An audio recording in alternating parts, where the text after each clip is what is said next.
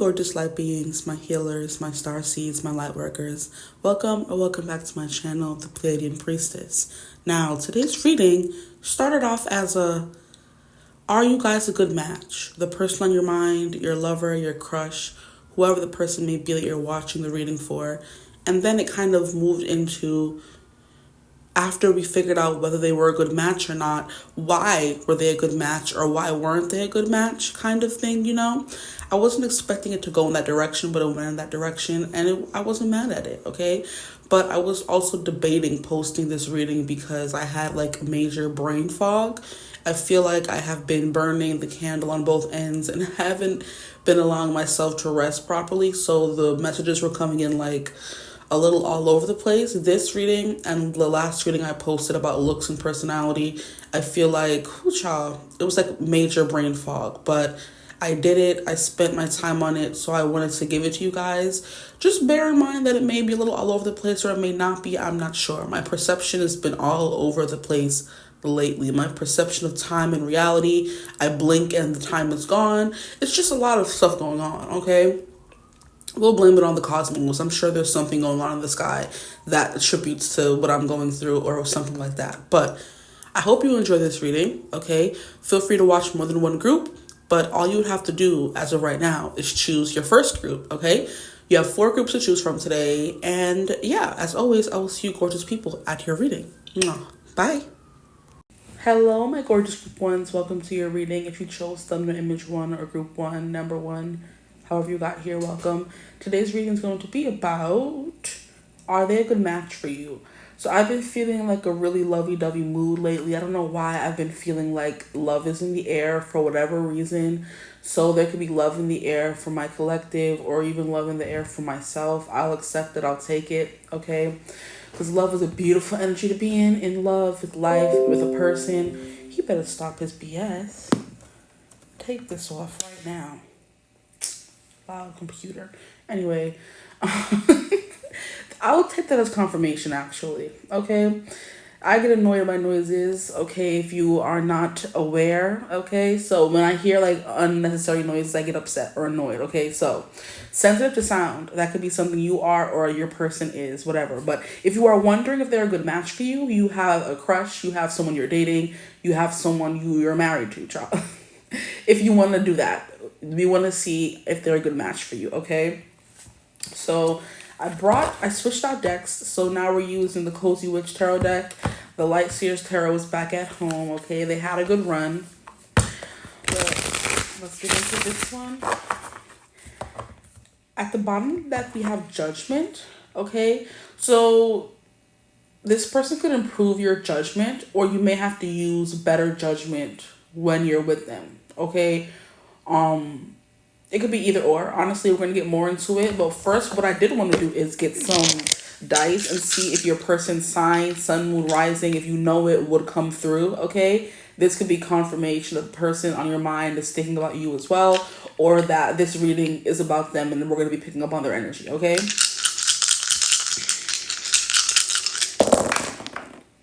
So we have North Node coming through. There can be something here about you knowing their North Node as well. I mean, if you know their sun, moon, and rising, you would know their North Node. But North Node is something that has to do with destiny, who you're destined to become, okay?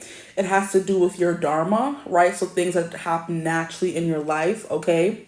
As opposed to karma, things that happen because of things you've done. Dharma is where your life or how your life naturally flows, I feel like, okay? So here we have 4th house. So that's Cancer energy coming through for some of you.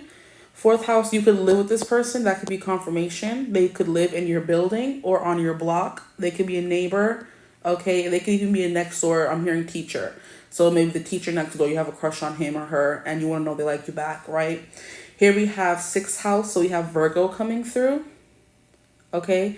Or this person just makes you feel very comfortable. That could also be a confirmation. Like you've known them before in a past life, since that did come out. We have Capricorn coming through here, okay? We have Taurus, and then we have Saturn.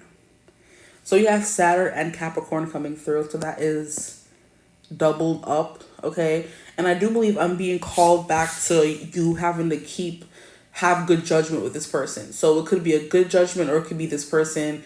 It could be a bad influence, for example. You have to kind of have good judgment when it comes to talking to them, dating them, falling in love with them. That could be coming through. So let's read what judgment says at the bottom of the deck. It says, all the signs say you're exactly where you're supposed to be. So it's giving destiny. Okay? Maybe some of you are should know that you can trust your judgment when it comes to this person. Stop doubting yourself. It's also something that I'm getting. Because with the Capricorn and the Saturn energy coming through, there's something here about maybe restrictions, things you can't see, being too hard on yourself, trying to be too perfect and get everything right on the first try. And Saturn is all about trying and trying and trying, okay? It's all about maturing, okay? If you're dealing with Saturn, it's less likely you'll get anything right on the first try. You're gonna have to keep trying over and over again before you get things right or feel safe. When you go through your Saturn return, it's a sign of progression and maturation, okay? You're getting older. You can trust who you are now, who you're becoming, that kind of thing. So I feel like this person could be, I'm hearing, grown. This person could be older than you, and that could be something that you're like maybe on the fence about, okay? A few different things coming through, but it says you're right where you're supposed to be. So you met this person for a reason. They're on your journey for a reason. And that's the North Node, exactly. You met this person for a reason, guys. So there's no need for you to constantly question your judgment. Okay?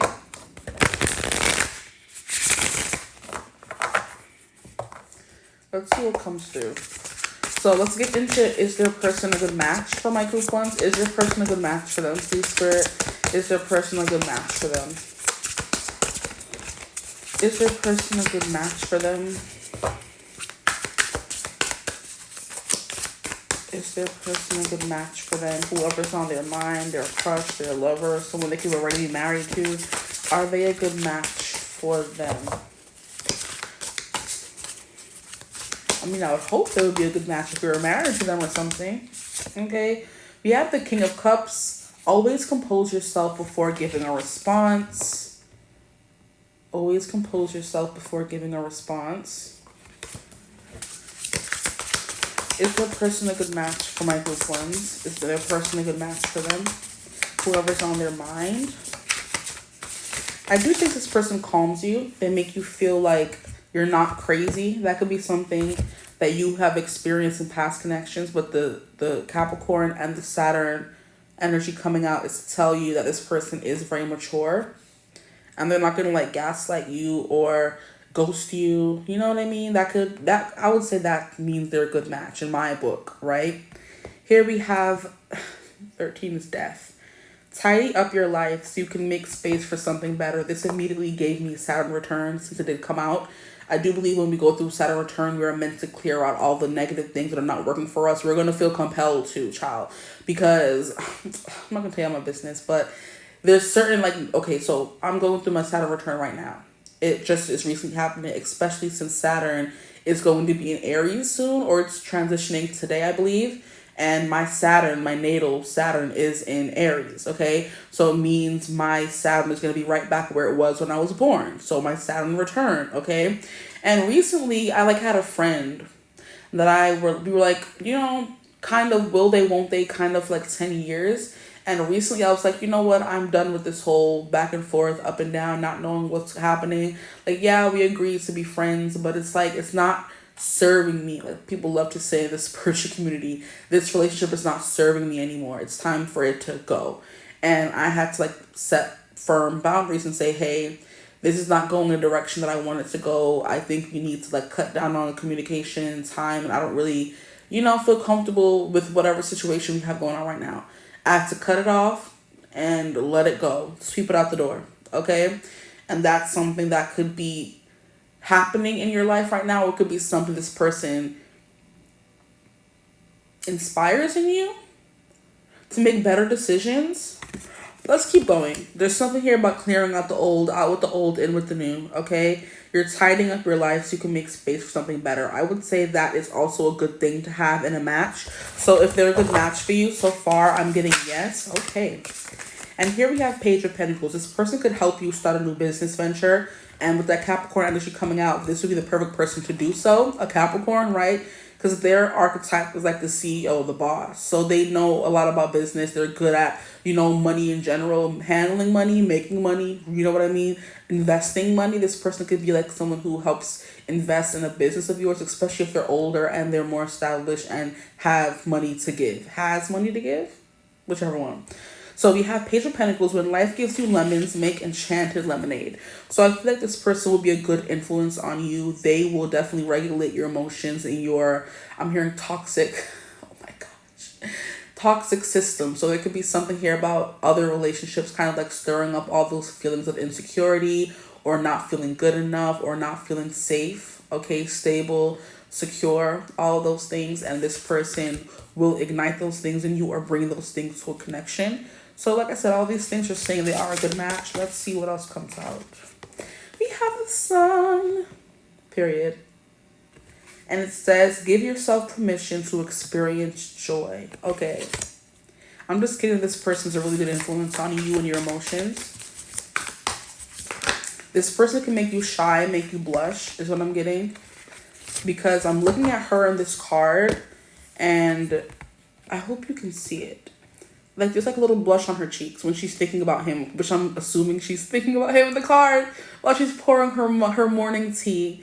She's thinking about this person, and she's just like, oh, like what he said, how he texted me back. Like, there's something that I heard, like, by, I forget who it was. I think her name was like Lily or somebody.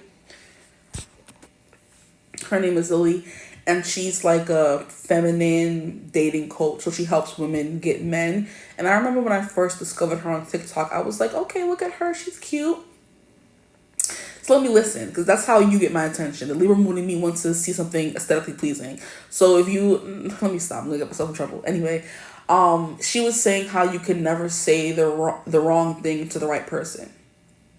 So instead of sitting there like scared about what you're going to text them or texting them twice or 3 times in a row or being the first to text, instead of being worried about those things, this person kind of calms your nervous system enough for you to be like, it's going to be fine. Like, there's no reason for me to be like, oh my gosh, I can't text them 3 times in a row and they're going to get mad at me. They're going to blow up. They're going to disappear. They're going to ghost me. This person kind of like settles all of those insecurities in you. And it's like when you think about them, you just can't help but like blush or get nervous or giddy and feel like a child again, because it's kind of like you started over in dating, where you first meet someone and you're allowing yourself to have those butterflies. You're allowing yourself to want to be with them. You're allowing yourself to fall for somebody again. You know what I mean? That's the kind of energy coming through for you. So I think this person is a good match, I would say, for you, because they're kind of bringing this mature, stable energy you need, or you have needed in connections and that you didn't get before, and they're bringing it to this connection. And it's like, you can text me whenever you want. Like, it doesn't matter. Like, you can be the first one to text me. I'm not going to text you all the time. There can be something here about that. You're always scared to be the first one to reach out, because in past connections, you were always the first one to reach out. But what I'm hearing to tell you is to stop or don't treat this connection like your past connections. If you want to text them, text them. If you want to be giddy and nervous, let yourself be that and do that. You know what I mean? Because this person's going to hold space for you to be giddy and cutesy and youthful and inexperienced in love. Because just because you've experienced a lot of situationships do not make you experience in love. Because situationships do not equal love, especially if the love was not reciprocated. So allow yourself to feel like you're falling for the first time, to be uncertain, to let this person give you butterflies, to think about them all the time. Like, you're just pouring your tea like, I wonder what he's doing, or I wonder what she's doing. Like, you can let yourself do that, because now I'm feeling very just like excited, right? Like a child on Christmas morning, ready to get up and open all my presents, and I know that they're going to be there. It's like you get to wake up and know this person's not going to disappear from your life or ghost you because they're not that kind of person, or they teach you that they're not going to do that, Because I feel like even though when you first meet new people, you should clean the slate. Like, the slate should be blank, and you should not be treating them like they're a past person, That could be one thing you're going to be learning with this person as well. But it's like, I forgot what I was saying, child. Okay, so cleaning the slate. Yes. So, I forgot what I'm going to say again. Okay, let me relax. Where was I going with this? I don't remember. That's crazy. Maybe that wasn't a message you were supposed to receive, but I think it was. What you mean? Maybe it'll come through again, okay? But anyway, I'm getting a vibe that this person definitely lets you be in your feminine, cutesy, like unsure, falling in love kind of energy with them. And that in my opinion will make them a good match for you. Now here we have the Three of Cups come together with your coven. So this person definitely feels like a good friend. Maybe you guys could start off as friends and build, and that's why you end up having so much faith in them. Because when you start things off as friends with no pressure, it's easier for romance to trickle on in when you know you have a strong, solid bond before anything romantic comes into play. If you know someone texts you, you know their pattern, you know what they like, you know what they're like, you know their friends, you know their life situation already. It's kind of very easy to switch into romance mode, and okay, this person respects me as a friend first and foremost. So I know they're not a ghosting kind of person. I know they're going to put in the work. I know they're a family man. I know they love dogs. Like that just came through. I know all these things about them already. So it's so much easier for me to feel safe falling for them because they're my friend. You know what I mean? And you know what I mean? I don't think you would be friends with someone who is capable of like hurting you that badly, especially when they're of the opposite sex. I don't know who's watching right now, but if they're of the sex that you're attracted to, I keep losing my train of thought. This is going crazy, and I feel like because I keep pausing and having to like cough, because this cough that I've had since like last week will not go away. There's nothing else happening except just a dry cough. And I'm like, what do you want from my life? Like, it's not making any sense to me. But when you build a friendship, I think this is where I was going with someone. Especially, okay, now it came back to me. Especially someone of the opposite sex. It's giving... Now I lost it again. This is crazy. Just the fact that you were able to be just friends with them, with no pressure, no situationship added on, no nothing, I feel like you know that you can trust them to be more. Because there's people who say, people of the opposite sex can't be friends. And there's people who are like, yeah, they can. And you guys prove that. And then things kind of like naturally, gradually got more, romantic, and which is very cute. So I think this person may be like very calm and patient with you. Maybe when you guys first meet, there's a romantic spark there, but you guys decide to take it slow first. And because this person was able to be very patient with you, you know what I mean? Very, I'm hearing something minded. I don't think it's open-minded, but being very, I guess, open-minded with you, or about the connection, saying it's fine, we can just be friends, we know there could be more, but I'm fine going at your pace and starting off slow. And the fact they were able to do that, that's what builds the safety. Now we have the Eight of Pentacles. Sorry, but fairies aren't going to come do all the work for you. Excuse me, why not? Like, what do you mean? Anyway, if they're a good match, let me get all the cards out and stop yapping. How about that? And then we have Seven of Cups. Not every great option you're given will be a great option for you. I always love this take on the Seven of Cups, because the Seven of Cups is usually a card about like daydreaming, about what could be, about all the things that you want, not being able to choose one thing because you want all the things. And I feel like this is a good way to put it. Like, not everything that you want or every option that you're given is the right option for you, okay? That could also be something this person teaches you, I feel like. Okay. There is something here about stability and security, because we have Capricorn and then we have Taurus. Those are two earth signs. So I heard science. So this person could be in science. They could be a science nerd. Okay, they could be an engineer, I'm hearing as well. Interesting. They could be in STEM. But yeah, back to what I was saying. Earth signs are very like dependable. They like to take things slow, okay? They're in it for the long the long run. That's it, right? They're in it for the long run, okay?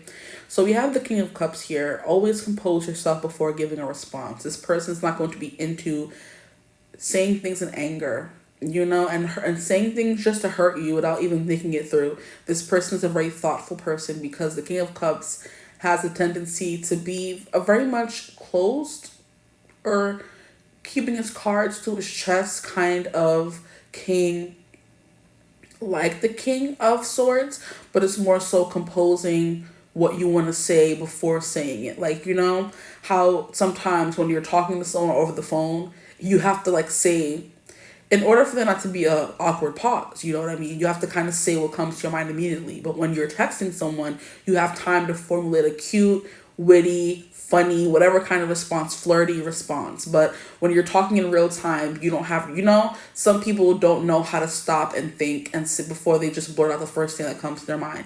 This person's very good at that, okay? So if you were wondering what kind of person they are, I'm hearing a smooth talker. I do believe they're very I don't want to say boring or monotone, but the way my emotions or my mood, it's just I'm not talking too fast. I'm not doing too much. I'm not getting too crazy. I kind of feel like this person embodies all of those things. So they're not someone who's going to make you feel bad for something. They're not going to be bouncing off the rails either. They are not this crazy, overly spontaneous person. They get up, pour some tea, get a coffee, go to work here with the Page of Pentacles. They put a lot of time into their work with the Eight of Pentacles. It's getting a very responsible, adulty kind of person. But back to the question at hand, are they a good match for you? I believe I already said yes a few times. They definitely are a good match for you. They could be a very clean person. They help you kind of clean out your life or clean out your space, okay? That could be something. And she's literally donating certain things. She could be moving somewhere and she's trying to figure out what she's going to be donating, what she's going to be keeping. This person's very good at that decision making process. That could be something they help you with as well, right? But the first good decision they make is choosing to be with you, okay? Is what I just heard. Okay, so now we have Page of Pentacles. When life gives you lemons, make enchanted lemonade, okay?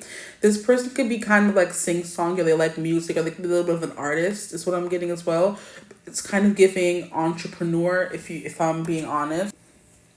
Because they were definitely the person that was or the kid who was going around their neighborhood asking people if they wanted their car washed, if they wanted some lemonade. They were moving and shaking, doing big boss entrepreneur things from small, is the vibe that I'm getting, okay? They could have been someone who drew pictures and would go around and say, you want to buy my picture, and knock on all the doors, that kind of thing. They weren't afraid to kind of sell themselves or push themselves, to be great is what I'm hearing. So there's something here about that. This person is very determined, okay? Steadfast, right? Now, we have the Sun. Give yourself permission to experience joy, right? So I do believe this person lets you shine. And I don't mean let in a way where, how do I explain it? It's this person has no problem being the background while you're the center of attention, okay? So if you guys are going out to an event and you guys are dressing up, they're I'll just wear whatever and they would be okay, our outfits can coordinate, but I want mine to kind of be a little muted compared to yours, right? I just kind of want to be the person on your arm. I don't want to outshine you. I just want you to be the center of attention kind of energy, right? They want you to be the one who has all eyes on you. They want you to be the one that feels very pretty. Do you feel bonita? And they're going to be yeah, I want her to feel bonita. I want this person to feel bonita. I don't want to have to sit there and upstage them or be on the same level as them. I'm just going to be the chill, cool cat in the background. I'm going to have my hand on her back. We're going to be walking down the red carpet kind of energy, but I'm going to be there as more I'm hearing a statement piece, a statue, something with STA kind of wanted to come through, a statue, a bodyguard, a protector. It's kind of giving me, so the opposite of that would be Rihanna and A$AP Rocky, because they're both people who want to be in the limelight. They both want to wear the outrageous, crazy outfits, and they want to be two stars shining on the red carpet. Your person's kind of giving me someone who doesn't care about name brands and fashion, and they don't really care about dressing up and looking like the baddest person on the planet, but they like that you do. So they're going to kind of let you shine and be your own person and not try to overshine you or overshadow you. Because some men would do that, or people in general. They would see you want to be, it's your big day, for example, and you want to be the best dressed person. You want to look your best, feel your best. And then you could have like that one friend, or in this case, I guess a lover, who's like, oh, I know what she's wearing, and on the low, on the sneak tip, they order a better outfit than yours, a more expensive outfit than yours. And then right when you think, okay, I'm going to be the best looking person at this party or at this event, here they go trying to upstage you, right? They be saying they be your own people. Sometimes it really does be your own people. And I feel like this person's going to be the opposite of that. They're going to let you shine when it's time, okay? Make you feel very seen and warm is what I'm getting, right? It's it's kind of giving me a scene from like Barbershop, I believe the movie is. I saw this clip on TikTok. I haven't really seen the movie. I'm sure we had it when I was younger, but I never watched it. So we have Michael Ealy's character, who I think works at the barbershop, and we have Eve's character. And her character is right, you know, the quintessential ghetto girl who's always snapping back, fighting back. Guys always talking to her, da da da da. Now, she's walking or chasing after, cussing somebody out in the clip that I see. And then we have her cussing that person out while Michael Ealy is like just right there holding the back of her, you know, the bottom of her spine, you know what I mean? Being all cute and everything. And that's like, for me, it said, I have your back, right? I'm not telling you to stop being your loud self. I'm not telling you to stop trying to tell that guy about himself. I'm just here to let you know that I'm here for you. But I'm not going to try to make you stop being who you are or overpower you or say, I'll handle this, move out the way. He's letting her handle her business by also telling her, showing her that he's there for her, okay? So a little bit of a gentleman. We have Three of Cups. This person could be very funny or jokey, or you guys like to have a good time together. You guys will have a lot in common. And so overall, this person is a great match for you, I would say, okay? This person could help you make more friends, or they just, like I said, end up being a part of your friend group. And that's something where you can already cross off. Will we get along? Do we have the same interests off your list for a partner? Like, do we have the same interest? Does he like this? Can we talk about certain stuff? Like, not every partner has to be the exact same, but it would be nice to have things in common that you can do together to keep the connection alive and strong, you know? No one's saying you can't be opposites from each other, but it's nice to have some things where you kind of meet in the middle, you know? Then we have the Eight of Pentacles, very hardworking. They're going to work hard for you. There's something here about all these little small houses. This person could own multiple houses. They could build you multiple houses. This person could like be like a builder. This is definitely giving me like of earth, very earthy, masculine kind of person where they can plant things. They can build stuff from the ground up. They can chop wood. It's kind of the vibe that I'm getting from this person for whatever reason, okay? They are a little also intimidating with the Saturn and the Cancer coming through for who they are. And also Tauruses are the bulls, right? So it's kind of like, if it's supposed to say, if you test the bull, if you poke the bull, you get the horns. This person's very much giving, like, I'm quiet and I'm chill, but when I explode, watch out. You know what I mean? So like I said, he was letting the girl handle her own business in the barbershop movie, but he was there holding her bottom of her spine saying, you know, I'm here, right? I'm not telling you to stop being who you are. I'm not calling you ghetto. I'm not saying nothing. I'm not trying to take over for you and be this manly man. I'm here for you. Cuss him out. But no, if I got to step in, I will, right? You know? And then the Seven of Cups, not every great option you're given will be a great option for you. There's something here about this person like teaching you a lot of these things. And I think it's through being like a good match for you. You're like, I'm hearing you're relearning how to love or how relationships go or how relationships work, essentially. You're going to be learning. This person could be in construction for some of you, or they could just build like, I'm hearing little house figurines. They could build what she's building in this card here. A bunch of little houses, right? But they're very good with their hands. They work with their hands is a vibe that I'm getting as well. Let's see what else comes through for you guys. Are they a good match for my group ones? Please, Spirit, is their person a good match for them? This person does help you go after your dreams. It's kind of like if you need help with something, you can come to them and say, hey, I want to start this business. Can you help me? And they're going to like give you the blueprint you know? Here we have fork in the road and we have please stand by. Are they a good match for you? This person will definitely, okay, so I feel like if you're in trouble or you need help, or you're in crisis mode, this person can calm you down really well. They would be a really good, like, how can I say it? A natural, not depressant or oppressant. That's not a good example. They're like a natural decompressor. That could be a good one. Yeah. They naturally decompress you and say, hey, what's the problem? They're a problem solver for sure. And they're going to help you solve your problems, kind of vibe that I'm getting. Here we have mere seconds to spare. Yeah, this person is cool and chill and collected until they're not. Like, they're fused. It takes a while for it to burst, but when it does, choose your words carefully. Yeah, duck for cover. So this person could be a good match for you if they have, like, once their temper goes, it goes, right? And then here we have cut ties. Interesting. Yeah, that's that energy that I was getting earlier in the reading, where this person helps you cut ties with people who are no longer good for you. And that's why maybe through this connection with them, you find new, better friends with the Three of Cups. They help you find, like, a true community, you know? Out with the old, with the broom, death, and in with the new, with the Three of Cups. But it comes with, like, some... how can I describe it? It comes with some... It's not shaping. Training is the better word, I guess. With the Page of Pentacles, it's someone who sat in front of the teacher, notebook open, and ready to learn from the master, right? So your person's coming to as a master of some kind, you know? And they're like, hey, I'm going to show you how to live your life, right? But first, what we got to do is get rid of all the stuff that you should not be associated with, what you shouldn't be doing, the job you shouldn't have. We're going to go through boot camp. Exactly. It's a perfect example with the Page of Pentacles. We're going to go through boot camp, okay?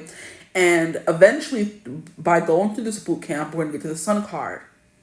And the sun is a new beginning. It's vibrancy, it's warmth, it's living life. It's finally blossoming and blooming into who you were always meant to be, essentially. Because the sun, without the sun, everything would be cold, everything would be lifeless, and everything would be like, no plants would grow. So we would not have summer, we wouldn't have anything. And I do believe like summer could be important here in this connection as well, with the sun coming through.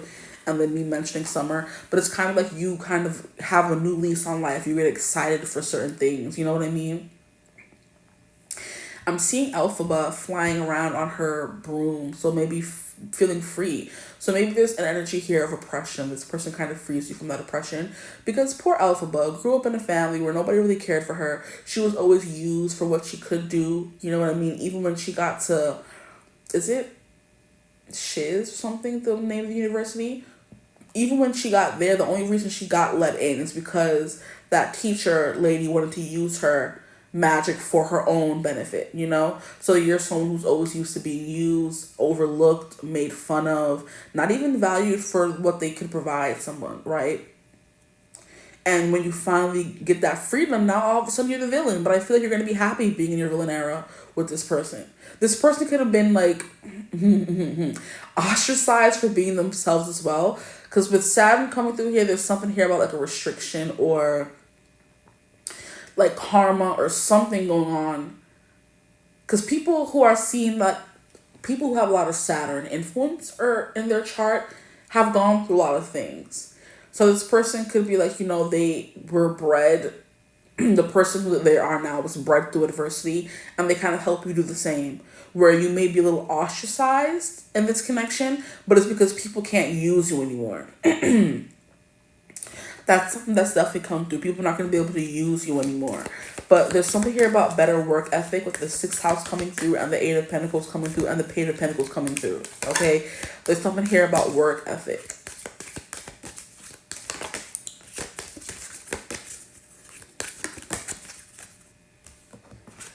Here we have teeth, control, and change. Now, what you're trying to say, this person's controlling. I'm also hearing control group. Interesting. Yeah, this person can really be a science person for real. Because a control group is something, I forget exactly what it means, but I do remember learning a little bit about it in science class in elementary, middle, or high school, or all three. I don't freaking know or remember. But a control group is something that you make or put together when you want to figure out how something could affect something else. So it's like a experiment, if you will.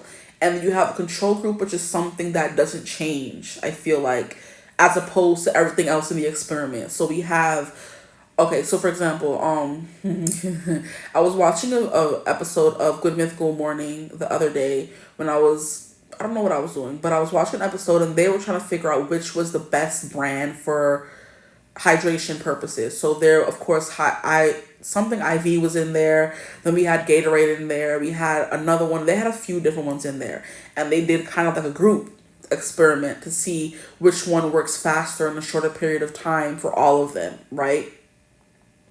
And the people in the comments kept saying, "You forgot the control thing. You forgot the control, da da da da." And I'm like, "What are you even talking about?" And I like kept reading further. And someone was like, you should have had someone. Okay, so for example, all of them in the group went a whole day without drinking water. And they drank soda, sugary drinks, whatever. And then they came into the office the next day, shook up a little bit. They did a pee sample of before they took the hydration thing. Then they did a pee sample for after. But somebody in the comments was like there was supposed to be someone who only drank water. Someone who was already hydrated. That's the control person in the control group or whatever experiment. And they didn't do that, right? So there's something here about that coming through. This person could be really stubborn as well. And I mean, that makes a lot of sense with Taurus coming through. But I'm like, I kind of lost train of thought about why control even came through. But we have control and we have change. This person could definitely, like I said, be experimenting with you, and a lot of things change in your life when you meet them because we have control and we have change. Is there a person a good match for them? Oh. We have ship, directions, and journey. Yes, if you want someone to help you fix your life, if you want someone to be there for you to support you through all the ups and downs, absolutely. This person is the captain, you know? They're the captain and they're going to help lead you in the right direction, right? I do feel like this is a big career vibe, but it could be just regular life in general. We also have like the Three of Cups with friends coming through, but I'm getting more so like a life change, overhaul, where you just completely go from one thing to the next in an extreme, you know?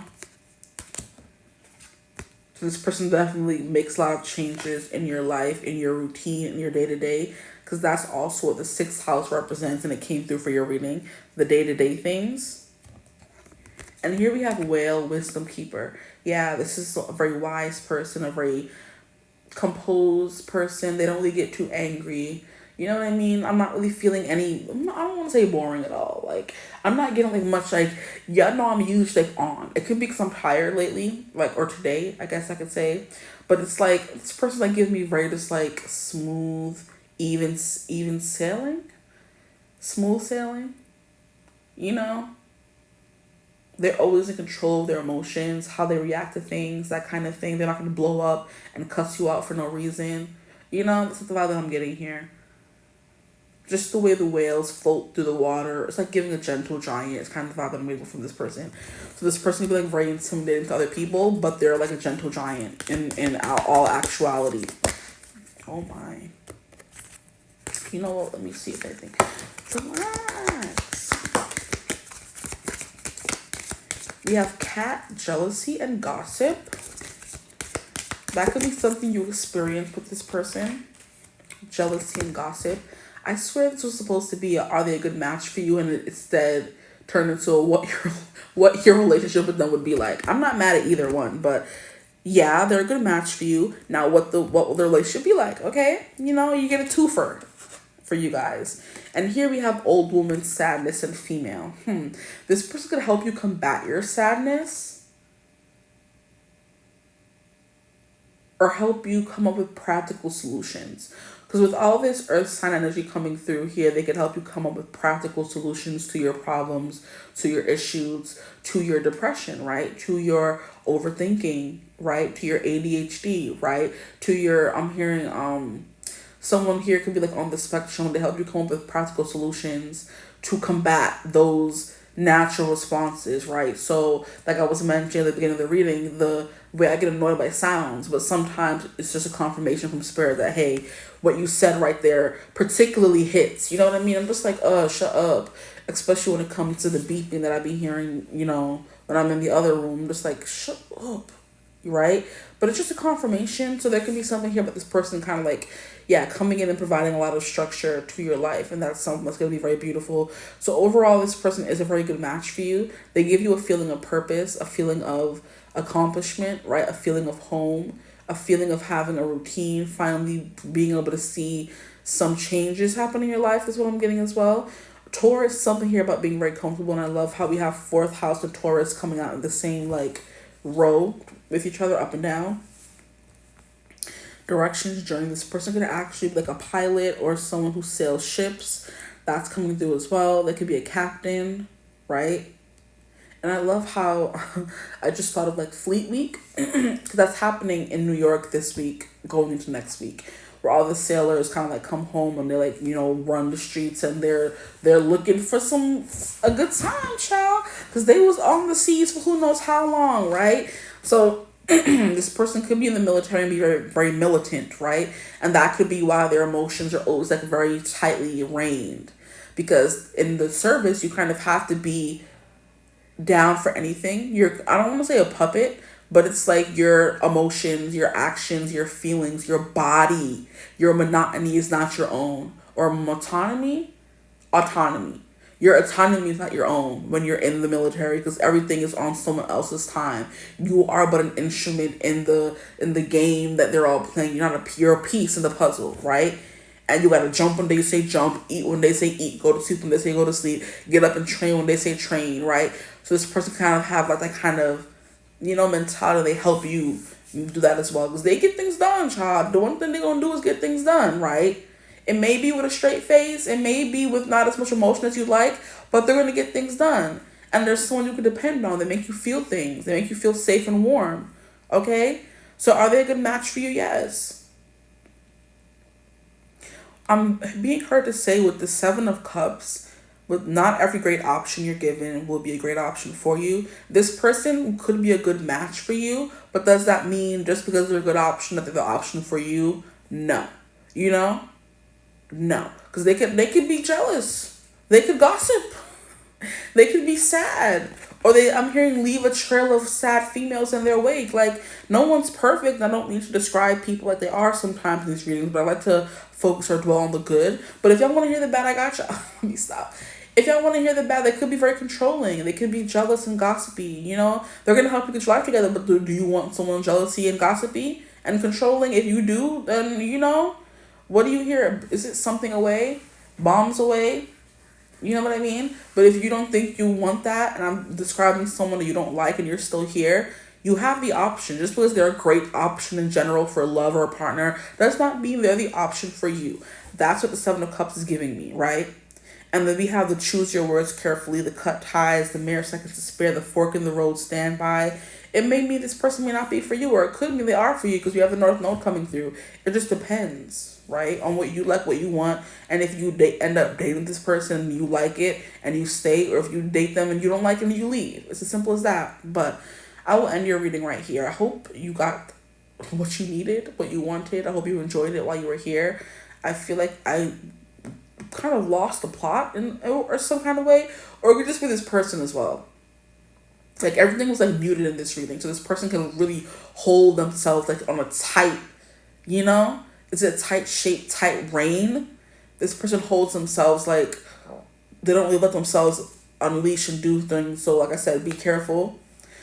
This person's very wise. They're grown. They're mature. They've been through things. They've seen things. But just because they are a good match for you doesn't mean that you're meant to be with them. That's what I'm getting at. Okay, so I hope it resonated. If it did, feel free to like, comment, and subscribe. Join the tribe. We'd love to have you. If you would ever like to book a personal reading with me, you could always get in contact with me using my email in the description box below. But I hope you're having a beautiful, wonderful day whenever you're watching this reading. And as always, I will see you gorgeous people in the next one. Mwah. Bye. Hello, my gorgeous group 2s. If you chose thumbnail image 2, then you're in the right place. Welcome to your reading. Today's reading is going to be about Are they a good match for you? I almost forgot the topic. And a little bit in group 1, I didn't intend to get into what they would bring to a connection with you, but that's kind of the natural flow of this kind of question.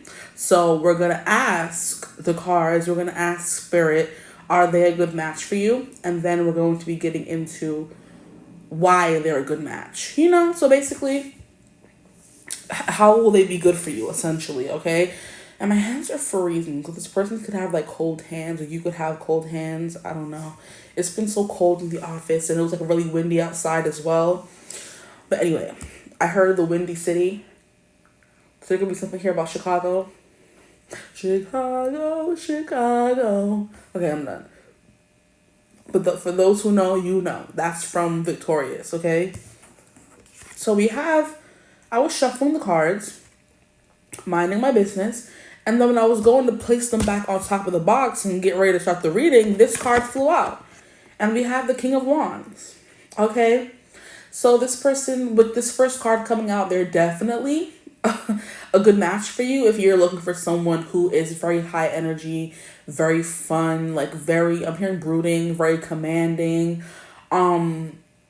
You're wanting to be swept off your feet is what I'm getting as well. But I am going to do some dice to get into who this person could be, or for extra confirmation for whoever you're watching this reading for. This could be a future person, someone you've never met, someone you're going to meet, someone you know, a crush, someone you're already with, future spouse or a spouse, who knows. This could be for literally anyone and anything, okay? But with this King of Wands energy, the way he kind of flew out of the deck and didn't want to be tamed, this person, their energy cannot be contained, right? But this person's definitely like someone you've never met before, their energy. So when you meet them, it's going to feel like I'm hearing a breath of fresh air, a cool breeze on a hot summer's day, like something like that. Okay, it can also be like something out of a movie is what I'm getting very heavily as well. Like, wow, because the King of Wands represents the quintessential cool guy, the jock, because he's like very sporty, high energy, good vibes, that kind of thing. He's the leader of the pack, is the King of Wands, okay? But very high energy because it flew out. So you could be looking at an athlete or something with the King of Wands, okay?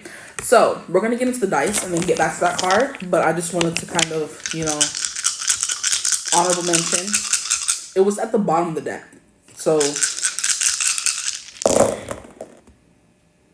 we have 5th house. So you're very playful with Leo energy. So you have Leo coming through. This person could be a Leo, or you could be a Leo. Or they could have prominent 5th house placements, okay? I'm hearing this person can't be ignored. They're definitely giving popular guy, popular girl vibes, okay?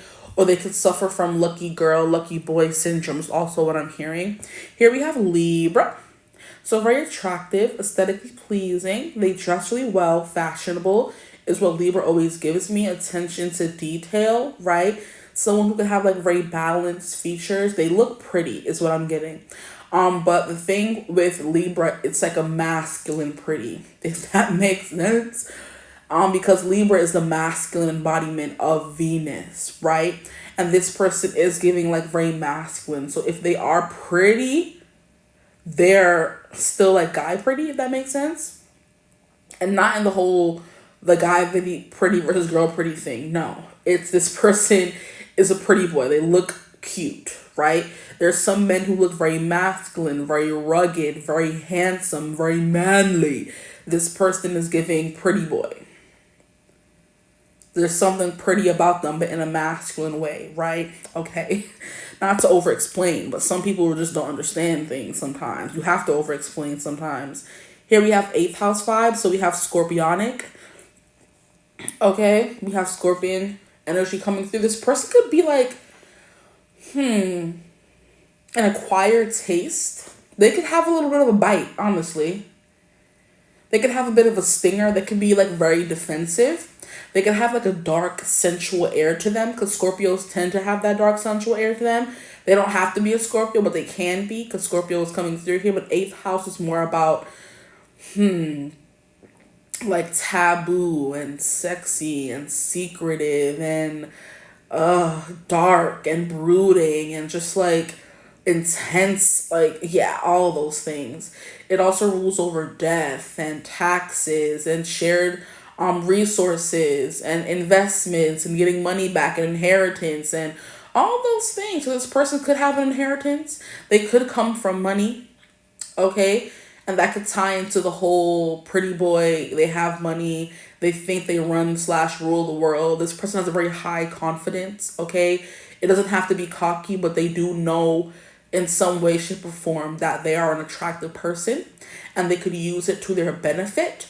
I'm hearing they have pretty eyes as well. This person could also have curls because I'm thinking of someone that I know and he's very pretty.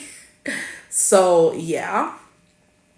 Okay, I'm hearing nice, charming, smile. I'm hearing toothy. So all those things are coming through.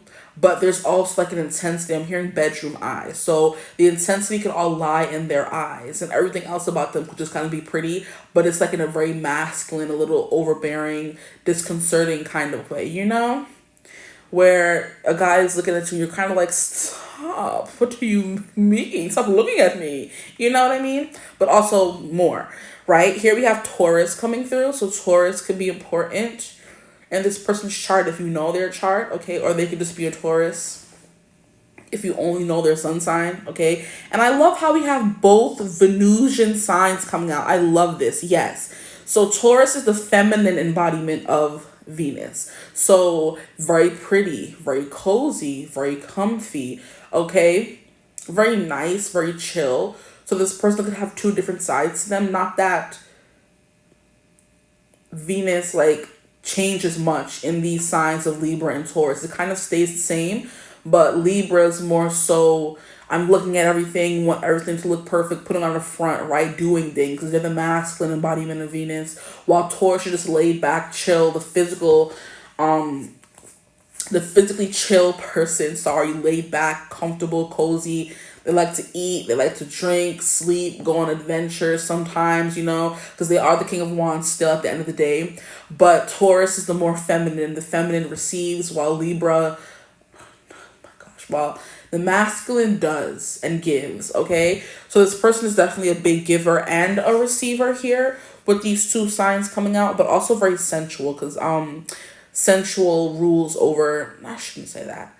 Taurus is associated with the word sensual. And I love how we have sensual, then we have sexy, sexual coming through with the 8th house vibe. So you're getting a very King of Wands person, right? With it saying shine your inner light bright enough for others to follow, there's something here about this person lighting you up. You could be a little bit more of a homebody, but when this person comes knock a lock in, here you go, like, oh, what's up? Like, hey, you know what I mean? Like, they kind of like you perk up around this person. So you can be someone who's way more, sometimes more chill, very quiet, not very sociable or anything at all. You may not even like people that much. But then when you're around this person, they kind of just do something to you where you can't help but you can't help but like them. Yeah, I was on the right track there. And I don't know, for whatever reason, I just heard Cosmo from the Fairly Odd Parents. Like, we knew Cosmo was a dope, right? We knew he wasn't, let me not say he wasn't ish. We love Cosmo around here. I mean, I do anyway. He was a little bit of a dud, so this person may not be the smartest, you know, what do they call it? Tack in the bunch or whatever whatever the saying is. But they have their attraction. Yo, I'm screaming.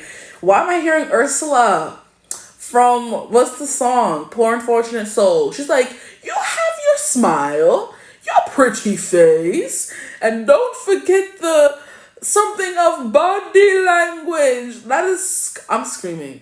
Because Ariel is like, how am I supposed to make him fall in love with me if I can't speak? And she's like, you have your charm, or your pretty face, and don't forget the effects or whatever of body language. I'm like, Ursula, what you here telling this girl? What are you here telling this girl? But anyway, yeah, this person could use those things to their benefit. They have their smile, they have their eyes, they have their pretty face, and they have the good body language. Okay. Let me stop. I'm done. Yeah, but here you on the phone with them, they're like, oh, I'm about to pull up, and here you go with your little candle. You was just sleeping, looking all disheveled, but you excited. You hopping out of bed to come open the door for them. Stop playing, guys. Like, you trying to play hard to get with this person, but they clocking you. This person knows the power they have, right? And it doesn't, like, some people try to, like, humble people like this, like, oh, let me not text back too fast or whatever, but I feel like, I don't want to say it's like it's far gone, it's too far gone, but I'm just like, once you reach a certain age, people don't really change that much, right? So this person, like I said, they're not really even giving me arrogant at all. But there's certain things that girls do or guys do, whoever's watching, that you play games to kind of make someone feel, bring them down a few pegs. And it's like, let's not play childish games, okay? Let's not do that. Not saying you will do that or you have done that. You probably have done that because we all have done things like that before, okay? But I'm not trying to call you out or make you feel attacked in any kind of way. I'm just saying, get up and let that man in the house.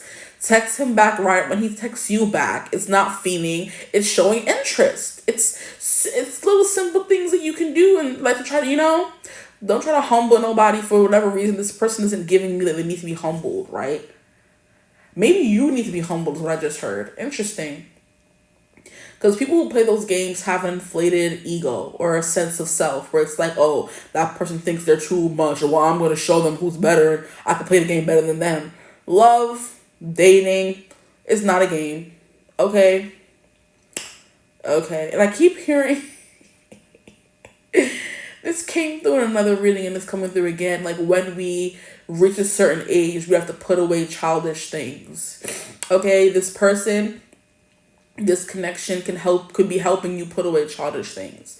It's the vibe that I'm getting. So it's going to be like a real grown folk thing here where you guys are both giving the same kind of energy and nobody's sitting here trying to humble the next person, make them feel less than. So I kind of feel like if you're attracting a baddie, you must be a baddie yourself, group 2.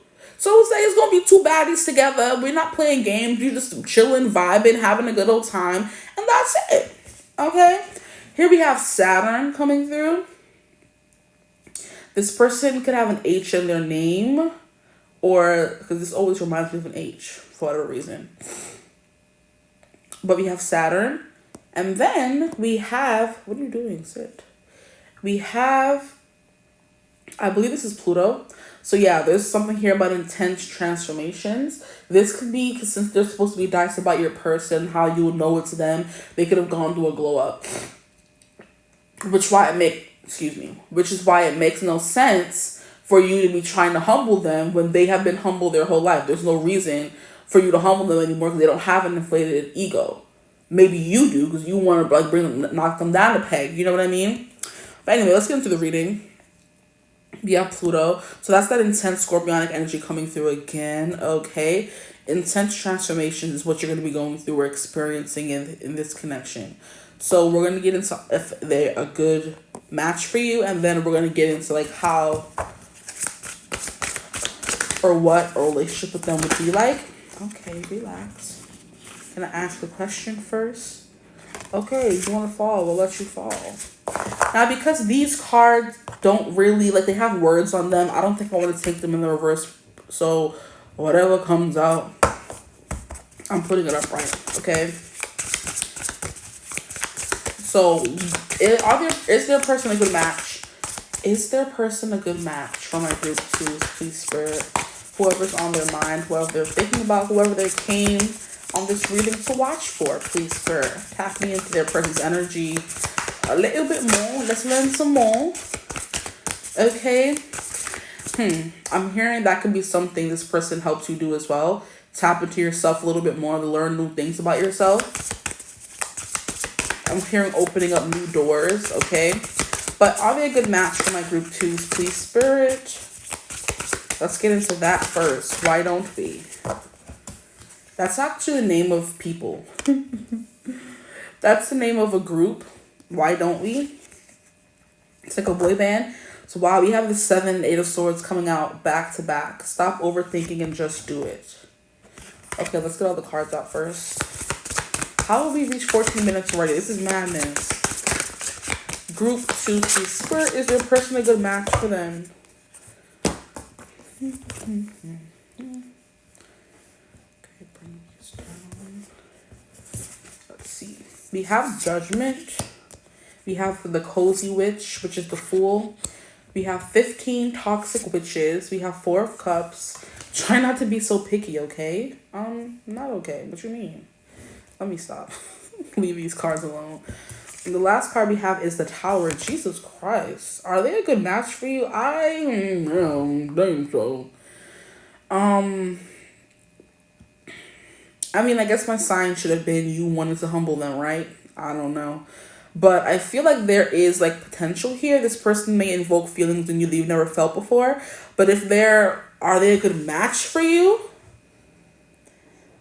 Let's go one by one. How about that? Well, let's get all the cards out. Are they okay? We have Strength, Success with the Lion, and we have Rabbit, Pregnancy Fears. Ooh, not pregnancy scares. My group 2, is their person, the one on their mind, a good match for them, please, Spirit? Are they a good match? You guys are getting a lot of cards. Maybe there's a lot you need to know or hear. We have Envy, Protection, Distance, Journey, Strength, Resourceful, Peacock, Pregnancy again, and Wealth. We have Pearl, Hidden Gem, and then we have Cunning and Strength. Okay. And then let's get some cards from this deck here and see what they have to say. Is their person a good match for them? Please, Spirit, is their person a good match for them? Like, I want to say yes and no, so we're going to stick with maybe and try to get more into it with these cards. We have great cards, and then we have not so great cards. We have Mere Seconds to Spare. Is their person a good match for them, please, Spirit?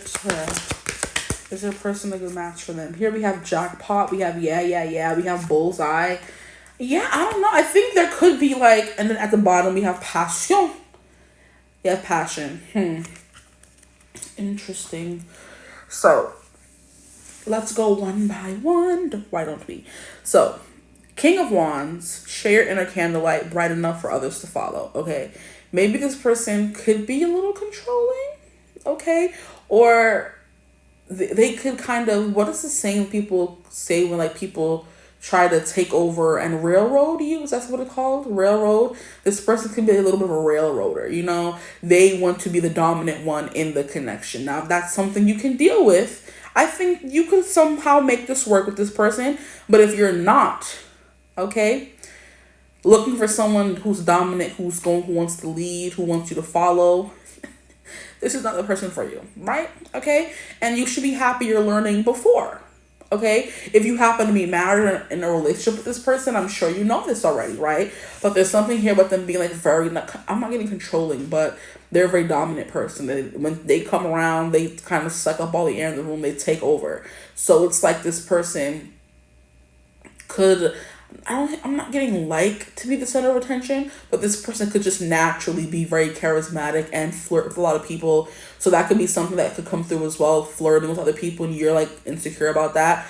And Libras are the flirts, eh? And we got that Libra dice. Ooh, you got to be careful. This person's going to be flirting with people, child. Yeah, or they are flirting with people right now. You just don't know. But it just depends on the status of your connection right now, honestly. So we have the Ten of Pentacles. Having it all look different to everyone, which is kind of tuning me into the fact that this person's happily ever after could look different than yours. And of course, that's already a point of contention. If they want kids and you don't, what's the point of even trying to be in a connection with them if you know it's not leading to long-term goals, right? You're not headed in the right direction, okay? That's what the Ten of Pentacles can mean. Or it can mean that you guys are both looking for the same thing. So in the long run, things will work really well for you guys, okay? This person's looking for family. This girl who's sitting on the porch is surrounded by, I think, 10 cats. So this person could have 10 cats. They could be a cat lady, or you could be a cat lady, you know. They're like, I'd rather have animals than kids, okay? Are they a good match? Ten of Pentacles is pointing to yes. And so is King of Wands. Now, the next card we have is Seven of Swords, child. Are your actions really as selfless as you think? Okay? whew, that's a word right there. Because are they really, guys? We do stuff sometimes and it's like, are we really doing this for somebody else or for us? You know what I mean? But anyway, yeah, and it's like in the card, she's about to smush a little spider, and it's like, is your actions really selfless? Are they really selfless right now? You're gonna kill this poor spider for what? Being in your house? You know, you can't coexist with the spider that's trying to smash it. You know? Oh boy. So Seven of Swords could definitely lead to you maybe be this person not revealing their true self to you, is what I'm getting as well. Or there's like a game of smoke and mirrors. And it's funny how I was talking about you guys shouldn't play games, and now you have like something here. I'm hearing The Lying Game. And that used to be a show on ABC Family, now Freeform. And it was basically about two twin girls who kind of one pretended to be the other to find out what happened to the other one, if that makes sense. I believe this is what happened in the show. I'm not remembering it 100% clearly. But I do know it was about one of the twins lying and going undercover to help find her sister by pretending to be her sister, I think. Okay?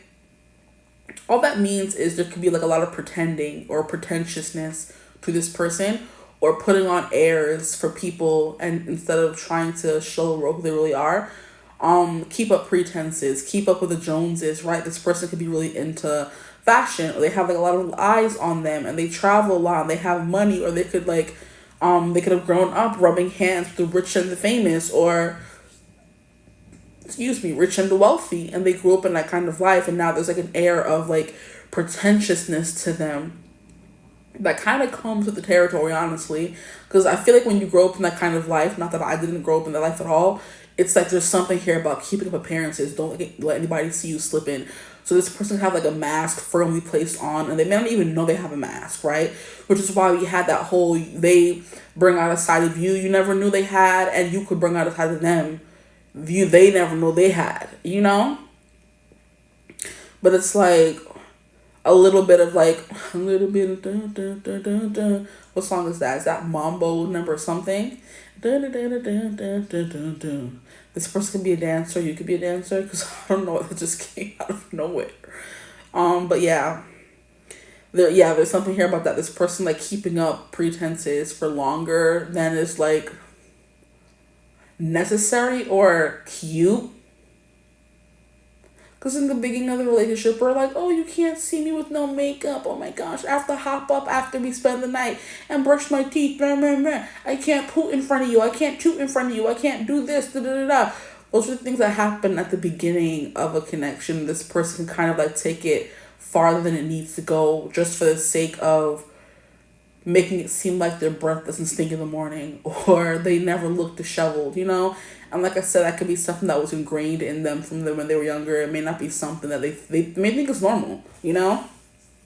It's kind of the vibe that I'm getting. They're just, you know, going about their way or doing their life as normal. And you're like, what are you doing? Like, why are you making sure? Why are you fixing your this? Why are you doing that? And I'm like, oh, does everybody not do this? And you're like, no.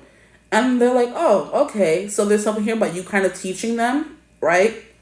Or helping them grow and become like more raw and real is what I'm hearing. Now, we have the Eight of Swords. Stop overthinking and just do it. This could be a message for you, honestly, in this reading about stop overthinking this connection and just do it. It could be a message for your person as well. They have a tendency to overthink certain things. And the Eight of Swords is kind of like the analysis paralysis card, where you spend so much time thinking about something, or you spend too much time thinking about it, that all of a sudden it just seems too daunting to even try to do. It's like school, for example. If you didn't go to school straight out of high school, and you never went to college, you never started any kind of degree program, and you let 10 years pass by, and now you're thinking about going back to school. It's like, why would I even do that? Why am I like going to start completely over? I waited too long. It's too late. Even though you're still only in your 20s or 30s. And it's like, it's never too late. There are people who are in their 90s who are going back to school and graduating. If it's something you want to do, and go after it and do it. It's the kind of vibe that's coming through. This person could have a hard time doing that because they stay so stuck in the analyzing and thinking about doing it phase, okay? Or this could just mean there's something here about you guys holding yourselves back in this connection for too long. It goes on for too long. Okay? Yeah. That feels right. Or this person could, another thing coming through, this person could have a tendency to play the victim because the Eight of Swords is the victim mentality card as well. Now, we have the Judgment card. All the signs say you're exactly where you're supposed to be. If these squirrels don't stop acting up. Okay. Outside the window. I don't know if you heard that, but dang.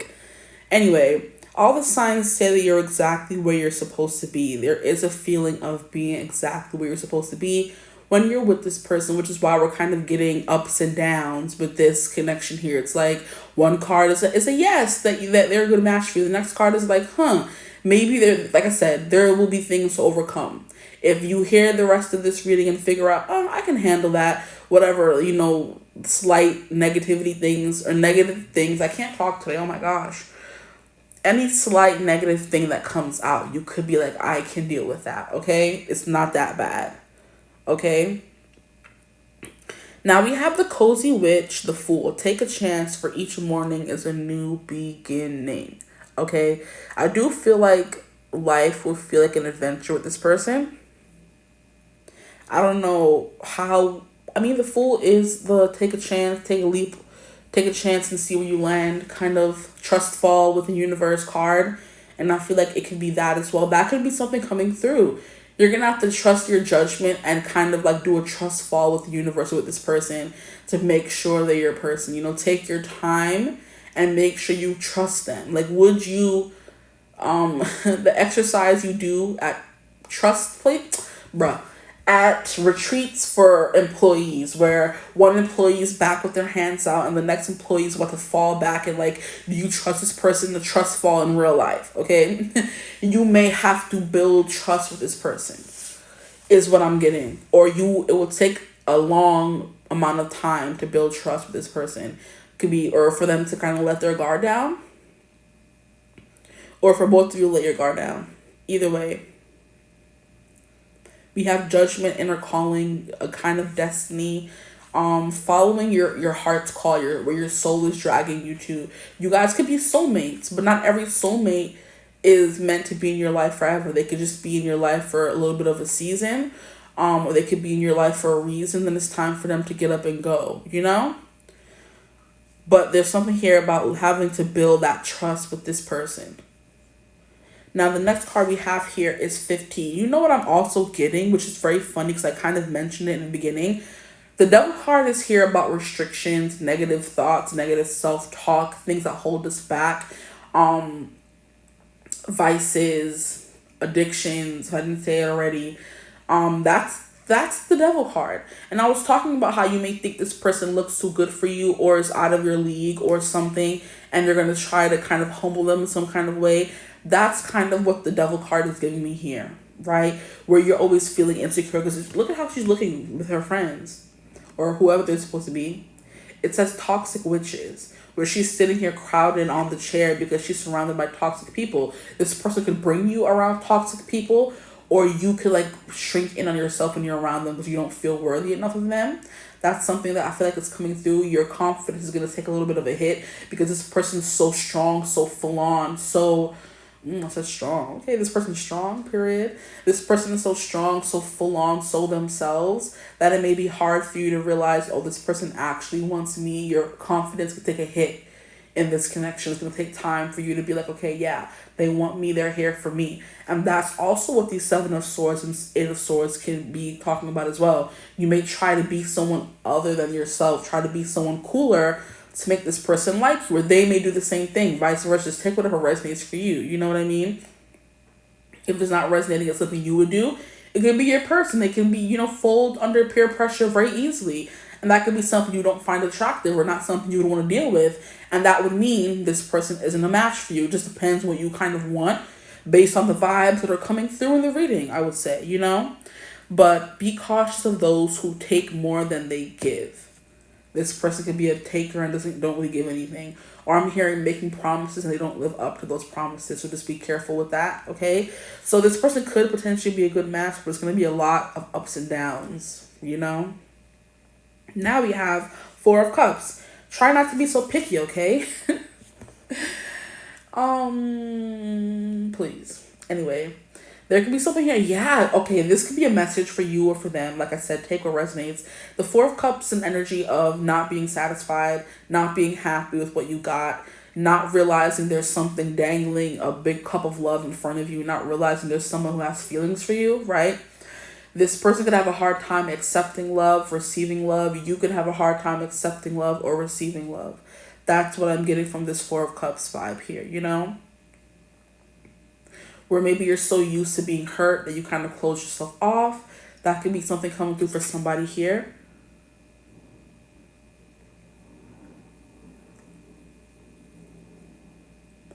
I want to know why this lady ordered all these cups and had this girl bring her 4 cups and she still looks upset and disgruntled by this last cup. The way I would fight this lady. How you come into my coffee stand and these 3 cups aren't up to standards for you? Yeah, this person could be picky.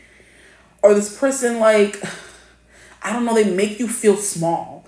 Could be something coming through because they're so big and large and you know, full of life that they just make you feel small. You could be large and full of life too, but there's something about them taking and soaking up all the energy, you know? And like I said, I'm not getting in a toxic way. There's just certain people who will always get more attention than you because they have maybe more money, or they have pretty privilege, or they have lucky girl, lucky guy syndrome, or they just grew up in privilege, period. And there's things they get, opportunities they get that we could never even dream of, or certain people can never even dream of.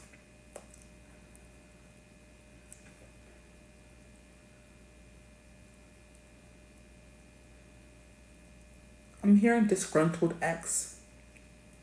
So some of you could be watching for a disgruntled ex. But no matter what she does, there's no interest, right? No matter how many cups of coffee she brings, there's no interest. That could literally be something that's coming through in this reading about this connection that you would have with this person. No matter how much you give, no matter how much time you dedicate, no matter what you do, nothing's ever good enough.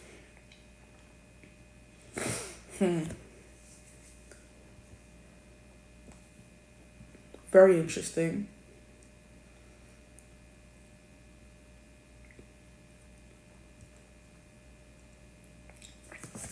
And that could also lead to you being or feeling insecure in the Devil card here as well. But to end off with the Tower, lordy, lordy, lordy. The Tower says, get ready. Things are about to get shaken up. Exclamation point. Is this in a good way or in a bad way?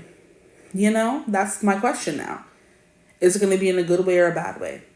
This person will definitely take you out of your comfort zone, take you on adventures, open you up to things you never experienced or you've done before. And it's all about you taking it in stride and not trying to make them feel or not trying to make them dim their light just so you can feel seen in the connection. That's the kind of energy I'm getting, you know?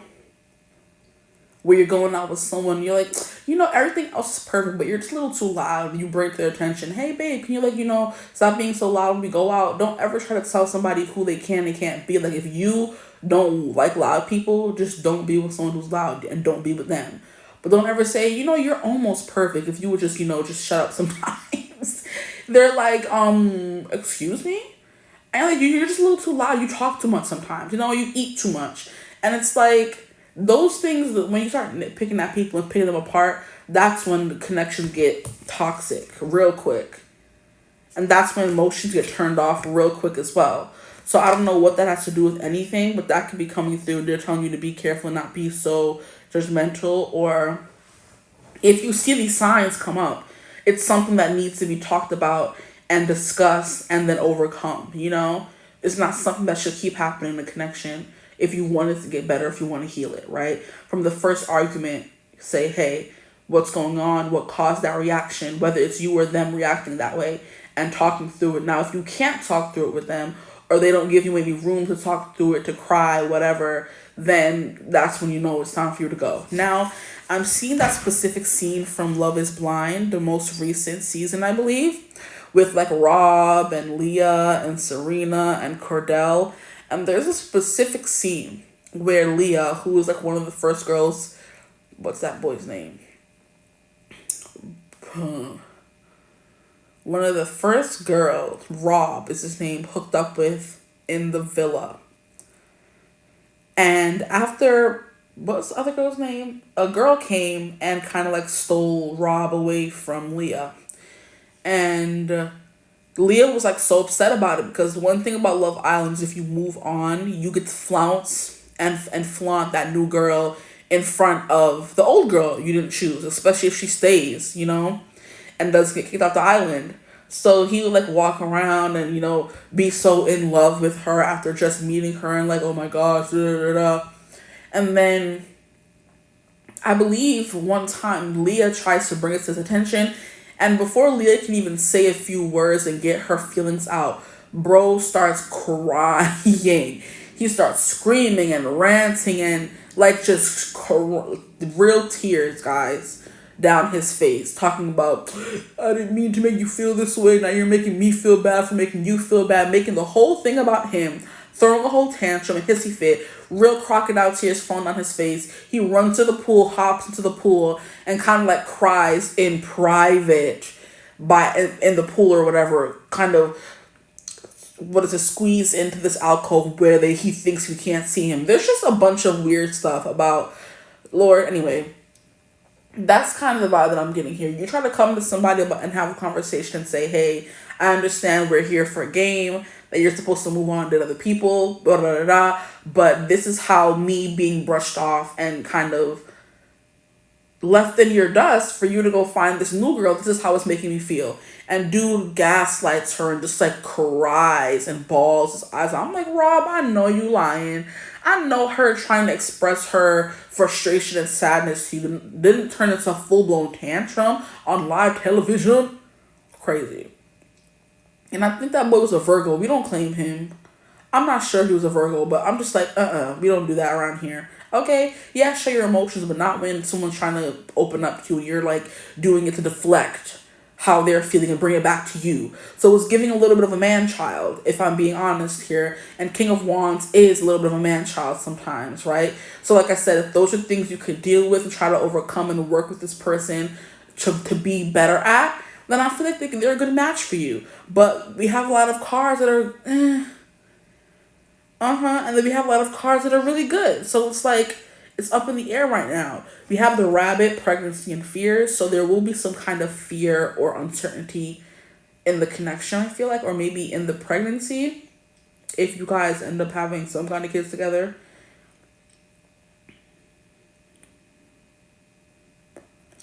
Here we have Lion, Success, and Strength. So I do believe if you're strong enough to fight through the things this person could be going through, because like I said, I don't think there is any malicious intent behind what they've been through, but sometimes there's guy privilege, sometimes there's white people privilege, sometimes there's pretty privilege, sometimes there's privilege. They grew up in a household where they got whatever they wanted, and that privilege comes into play. And like I said, it's something that wasn't intentional on their part. It's something they just grew up in. Now, if this person's willing and able to grow up and become this better person, then I feel like, yeah, this person is a good match for you, but it's also, this person's going to be triggering for you as well.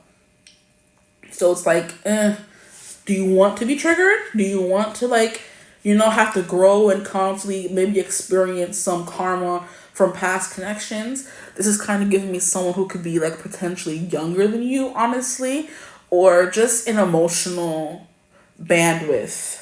They're less mature than you, and they've had less serious connections, and they're gonna have to like learn some things along the way. So yeah, this person, I keep wanting to say they're your type. Yeah, this person's your type, but no, we're talking about, are they good for you? Are they a good match? Not are they your type. Group 2, focus. Okay. Here we have envy and protection. There can be a lot of envy and protection around this connection, which could be why you would be feeling a little insecure with the toxic witch's card, the devil, I believe it is, right? Because this is kind of giving me you're in a party full of attractive people and they're making you feel insecure because your person brought you there, but he's not sticking by your side or talking to you the whole night and making sure you're safe and comfortable. So you kind of went to this little corner, no one else is talking to you because they could be jealous that you got the guy everybody wanted, and now you're feeling a little ostracized by yourself, right? And then you're gonna run outside from the party and be in this Four of Cups energy of leaving alone, I don't want to talk. But sometimes you do. Tell them you're making me feel insecure. And if at that point they try to throw it back in your face and make you feel like, or gaslight you or make you feel invalidated, then you know it's time for you to head out, right? Because what do you mean I'm telling you you're making me feel some kind of way because you're chatting and he and ha to another girl, or all the girls are giving me stink eyes since I walked in with you because all of them want you. You should stick by my side the whole night. Or next time I'm nowhere. You know what I mean? Put in the extra mile to make me feel safe here in your environment. Because obviously this is my first time here. You know the people in the party. I don't know nobody. And I'm sitting here on the bench by myself. Where's your man at? It's all that envy and protection going on here. So if you didn't want to be with this person, it's going to take a lot of, you're going to have to keep up that spiritual protection because there's some people here. And wow. I was blinking my eyes and I saw a flash. You know how when birds blink in movies, specifically crows or ravens, how their eyes kind of go in and out of focus, there's a camera behind their eye, if that makes sense? Because their eyes really wide, and I don't know how to explain it, but I saw the blink of a crow or raven in my mind's eye when I closed my eyes for 2 seconds. So it's kind of crows represents a signal of protection, okay, otherworldly experiences, maybe ghosts, alien encounters, stuff like that. I'm hearing other realms, and we did get a lot of death energy coming through in this card as well. So that could be something coming through. That was very interesting.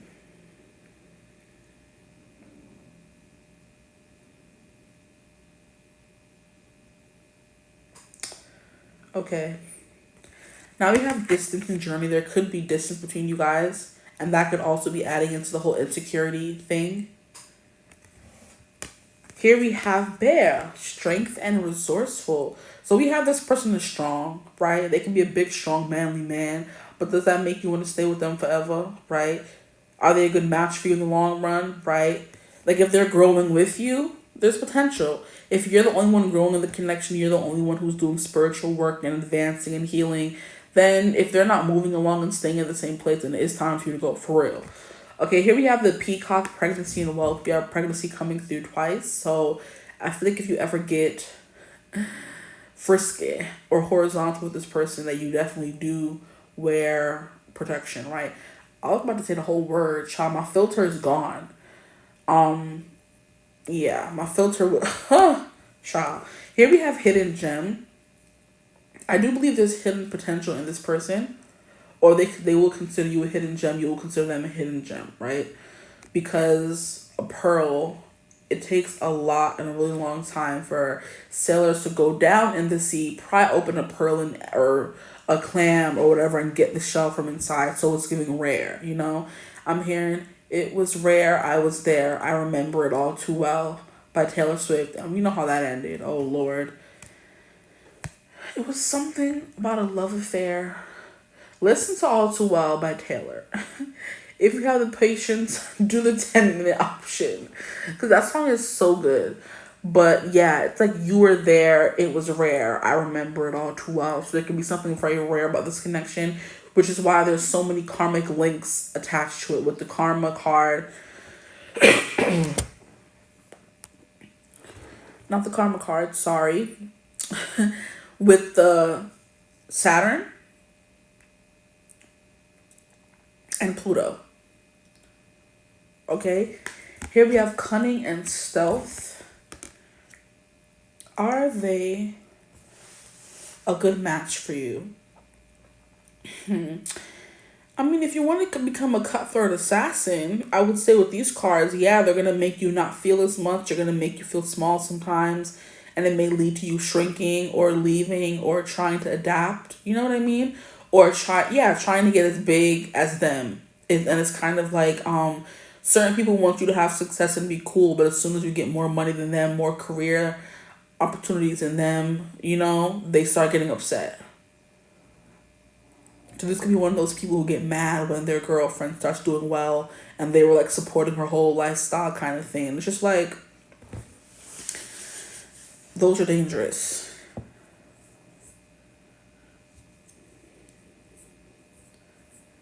But yeah, they can have the tendency to get stuck in their head, to play hard to get, maybe. Or hard to lock down. I don't think this person is like, I mean, they could be hard to get, honestly. Because all the girls want them, but they kind of only want a few different girls, is kind of the vibe that I'm getting. These cards over here, it says mere seconds to spare. This person could have a temper.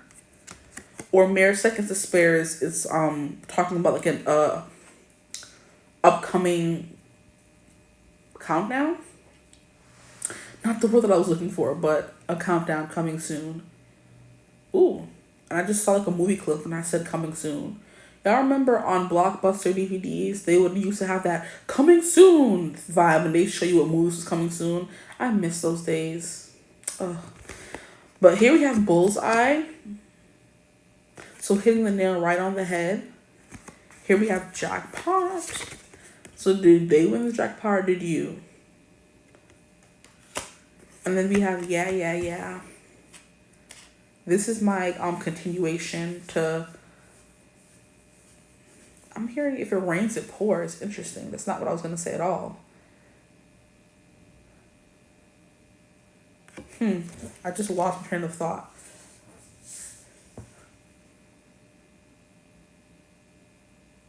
Yeah. It could be whatever happens, happens.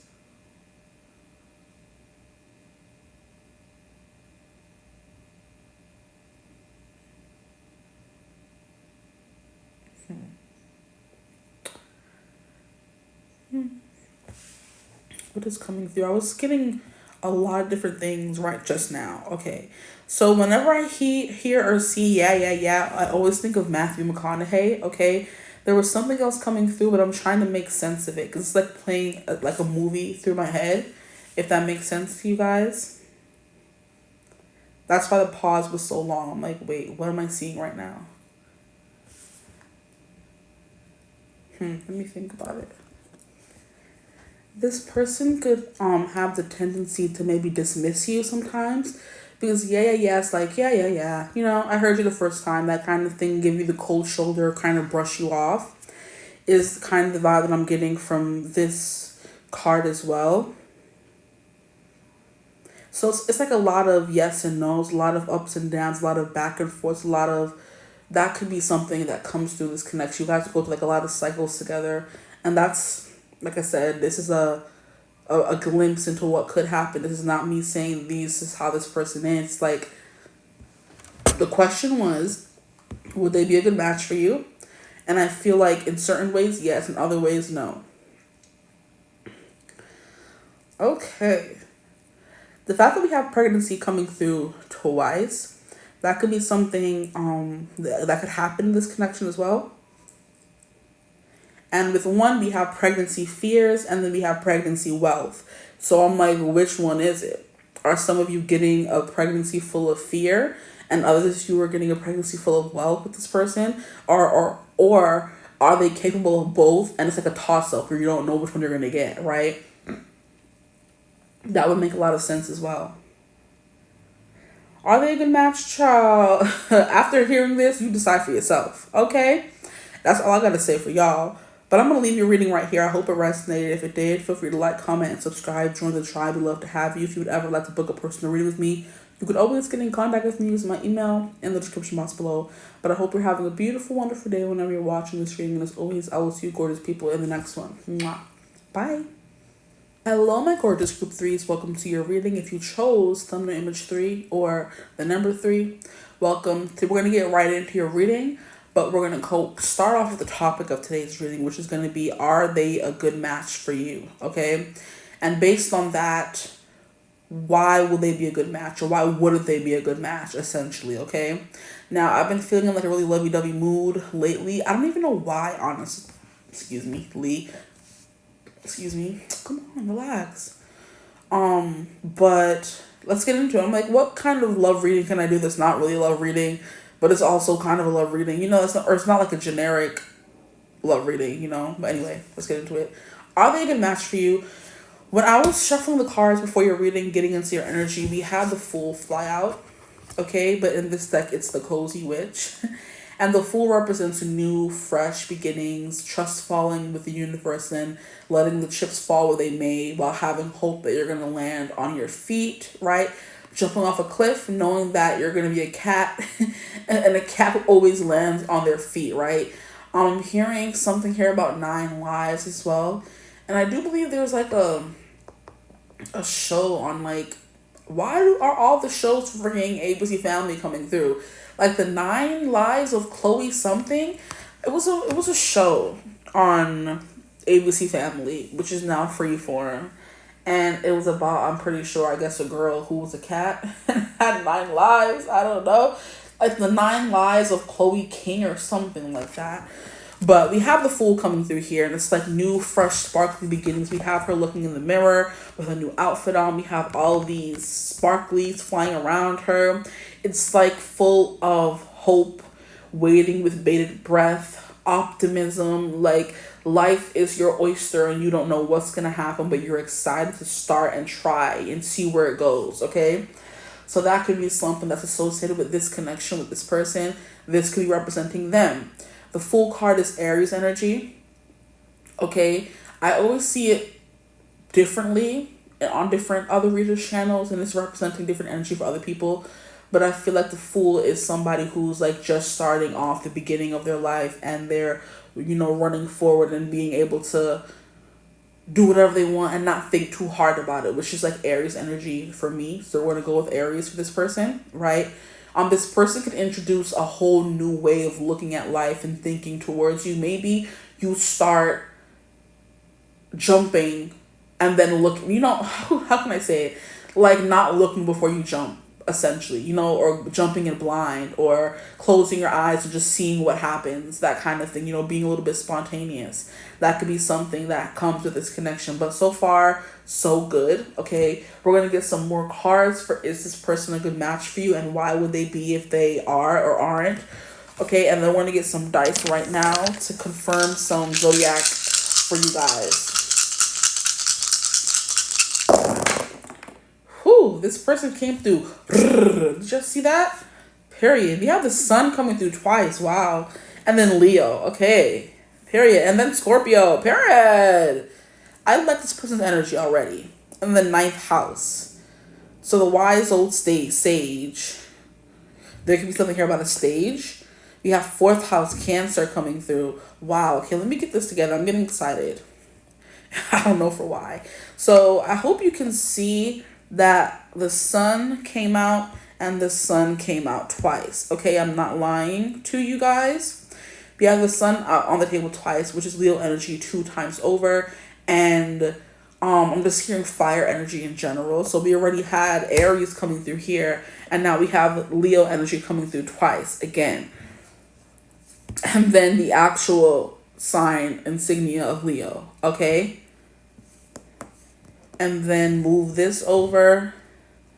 This is 4th house, as you can see. We're going to turn it over like that. 4th house. Move this over. 9th house. And then move this over, and it's Scorpio. Bruh, move. Okay?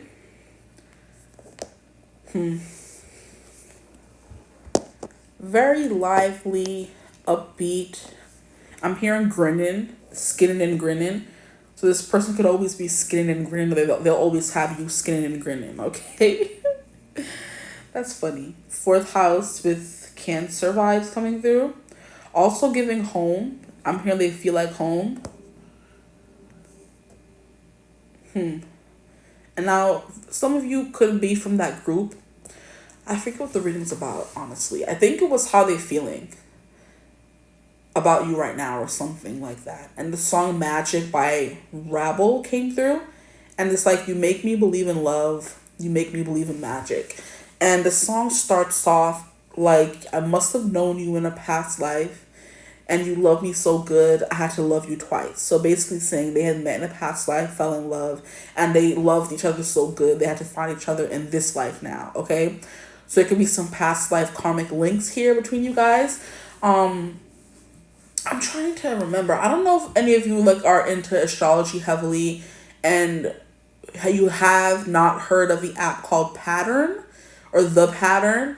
There's something here about whenever they do a bond between two people, there is, whether it's friendship or romantic, they let you know if you have like past karmic links to this person. And that's what I'm getting. Like when, you do a bond and they say, you have past life karmic links, meaning that you could have had like good reincarnations with this person, or you could have had bad reincarnations with this person. It all just depends, honestly. But that's the vibe that I'm getting here. But with all this powerful energy, I wouldn't be surprised, right?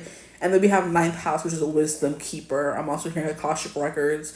So there's something here about that coming through. Let's see what the cards say. Are they a good match? My group 3's person, please, Spirit.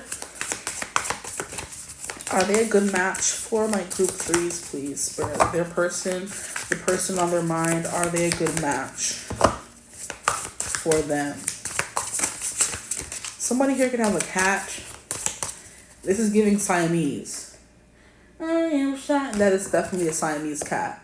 I'm just seeing it at the bottom of the deck right there. I am Siamese, if you please. I do believe Siamese are like a more expensive cat.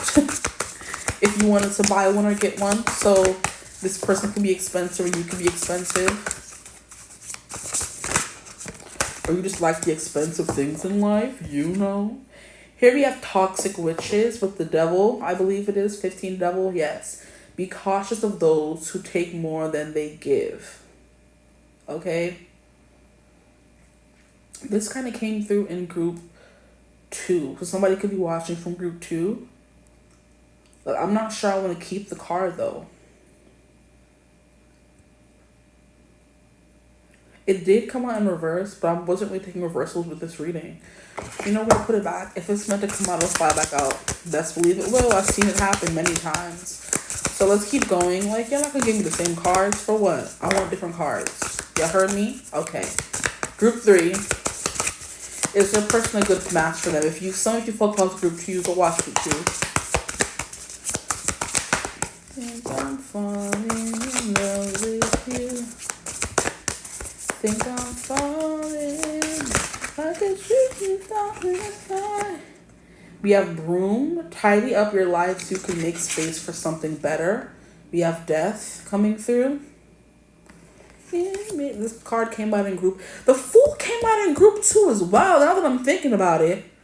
What's up? And the broom came out in group 1. But so far we have all major arcana. There was something I wanted to say. This person could be falling in love with you if I didn't say that. Okay? Because that song, I just started singing the chorus. There could be something here about shooting stars. You could be their wish come true. They wish on a star for you. This person could help you let go of toxic or negative thought processes and tendencies. They could help you be more open and outgoing. And because you could be someone who tends to hide or shrink in front of other people, is what I'm getting as well, with the devil card wanting to come out potentially in reverse or upright, who knows. Here we have the Knight of Wands taking more action. It says sometimes you have to be willing to bend the rules a little bit. This person could be a little bit of a troublemaker, eh? Oh my. The way these cards are flying on out, child. We have the Magician. Oh, I love this card. Yes. Manifestation. This person wished for you. They want someone like you. And why did this dice just flip from 4th house to 8th house? That's what we're not doing right now. Let's move these over, because now they're just in the way. 4th house is Cancer energy, and 9th house is Sagittarius energy. So we have all the fire signs out so far in different formats. We have Scorpio coming through again with death. I think Sagittarius is also Knight of Wands energy. Okay, I think we have enough cards. I don't need more than I need. Okay, we have Ace of Cups, so cute. We have Two of Cups, also very cute. And then we have the Three of Wands. Oh, this is so beautiful. Are they a good match for you? I would say yes. Now we're going to get into how they're a good match for you. I think this person gets you dreaming and wanting for more, because we have this Three of Wands card here. And anytime I see this lady in this specific deck, in this specific card, is giving someone who just did an audition and they're hoping against all hope that they got the part.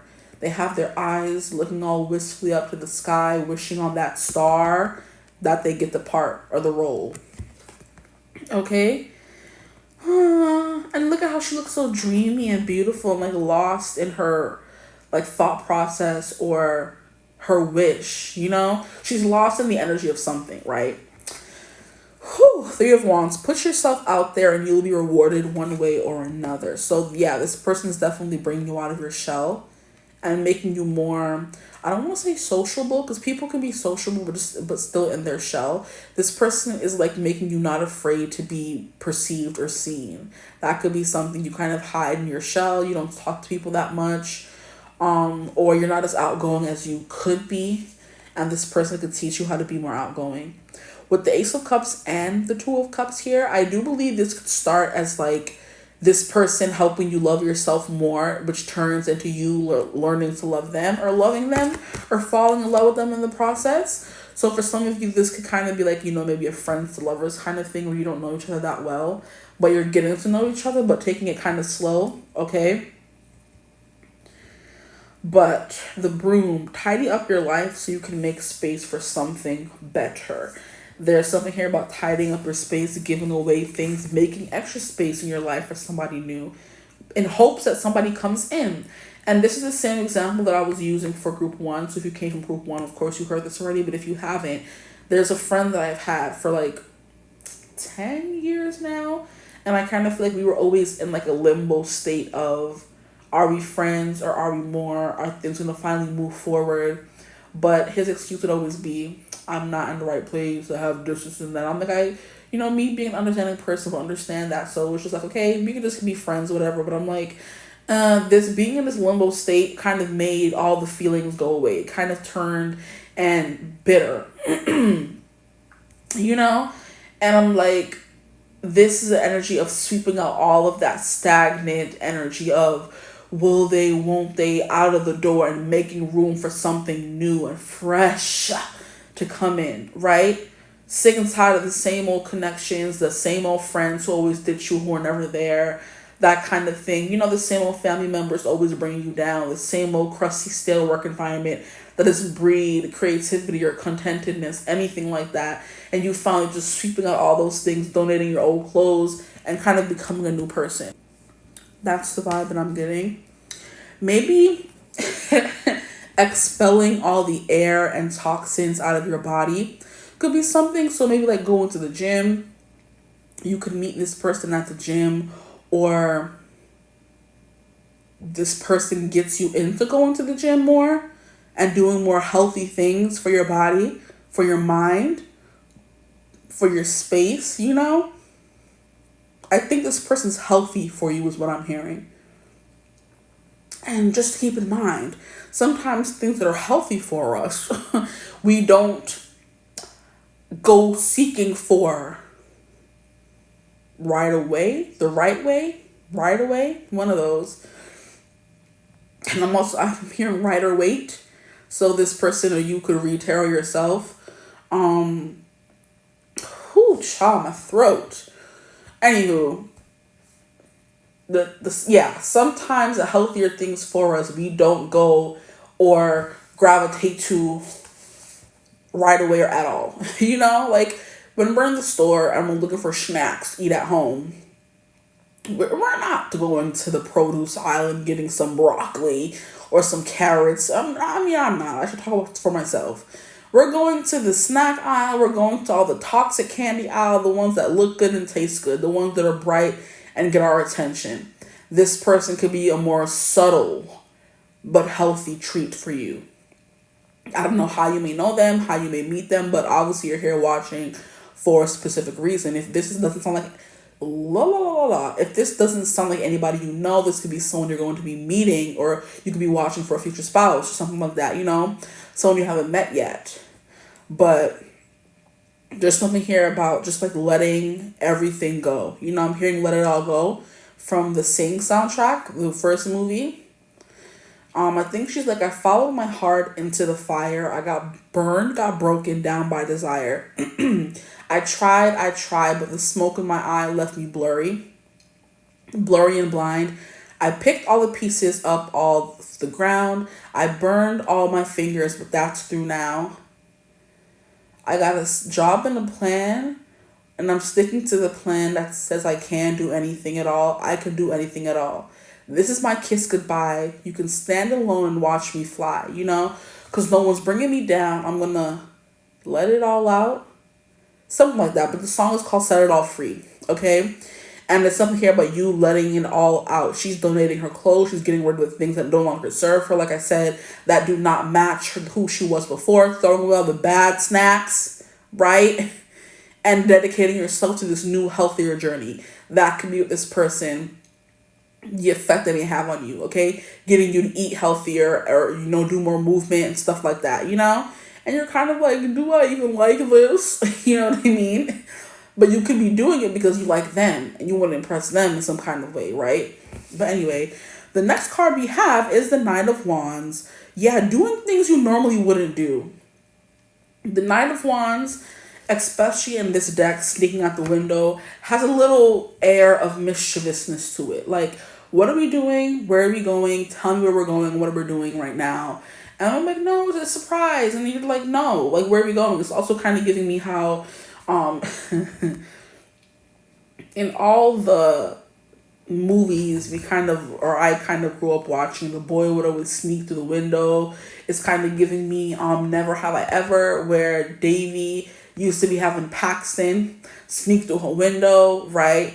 It's giving me Bella and Edward sneaking through Bella's window. Something here about windows, sneak out the window. Like, you can leave out the front door, but there's something more exciting and exhilarating about going out the window, right? So it's like adding a little bit more excitement and mystique to something that it's like a regular thing. Like, I'm just going to the gym, and why are you sneaking out the window? Because it's more fun that way. It makes it seem more forbidden and sneaky, It adds an element of like, oh, what are you doing? Or risk to it for whatever reason. But something you have to be willing to bend. No, sometimes you have to be willing to bend the rules a little bit. So this person could kind of help you bend the rules, So we have the Magician. You have everything you need to do anything you want. That could be something this person helps you realize. That you've been making up excuses, that I can't do this, I can't be that, I can't go here, I can't go there. Like, that dress will never fit me, I'll never look like that, my booty would never grow. Just some examples. And this person's like, yes it can, yes it will, you just have to do this, you have to do that. And you're kind of like, no, I've tried those things and it never works. I'm like, have you tried it like this? Have you done it like that? Have you been consistent with it, And they're like, everything you need, you have at your house. You have a rope, cool. You have weights, cool. That's all you need for this workout that'll help you lose weight. That's the kind of energy coming through here. They're like, it's not as hard as you're making it out to be. You have everything. You have the tools you need to make this your reality, right? So, yeah. Like I said, this person or this connection is giving like healthy vibes, okay? Here we have the Ace of Cups. Do you feel that in your heart? That's potential, dear. This person wakes back up your heart. Yeah. There's a lot of potential in this connection with this person, I would say. With the 2 Sun cards coming out and the Leo, this connection, like I said, is going to bring you back to life. And then I started hearing Evanescence's Bring Me to Life, okay? And I'm specifically hearing wake me up inside. So this person's gonna like wake you up inside. They're gonna be like spring for you or summer, you know? So, I don't know why this cough will not leave me alone. She's so annoying. Two of Cups. Some people are like the pumpkin to your spice, getting along, perfect intellectual. I'm hearing equals. I'm also hearing mutuals. So you can meet through like friends. Or I'm hearing like social events. This person, if you don't know them yet. Okay, if you do know them, you met at a social event or something like that, right? Whew, boy. You could have met at a pumpkin patch. This could be a same-sex connection. Same-sex connection. But the Two of Cups is soulmates. Get along with each other. You have the same values. You want the same things out of life. There's something that's kind of like bringing you two together every time, you know? It's like a gravitational pull towards each other. When you're in this part of the room and they're in this part of the room, you're coming back to each other. I'm hearing this even more extreme than that. When you're in one part of the country or state or world and they're in the other part of the world, there's something here about your thoughts like syncing up and you're always thinking about each other at the same time, that kind of thing, right? So you think, oh my gosh, it's just me. Am I obsessing? Oh my gosh, I can't stop thinking about them. And I feel like that energy is so strong because they be thinking about you too, right? So it's definitely giving twin telepathy twin flame telepathy, I guess, or just like telepathy in general, okay? You get each other's spidey senses tingling. Then we have the Three of Wands. Put yourself out there and you'll be rewarded one way or another. So you may have to put yourself out there to be in this connection. I think that's what makes it so exciting because you're experiencing something you haven't before. Whether it's falling in love, being in a serious connection or relationship, that kind of thing, traveling with someone, having a gym buddy, being consistent. You know what I mean? Seeing progress. Excuse me. Also, I'm getting wild. Okay. Let's get into these cards. Are they a good match for you? We kind of got the answers, yes. Now I'm like, do I want to do a group 4?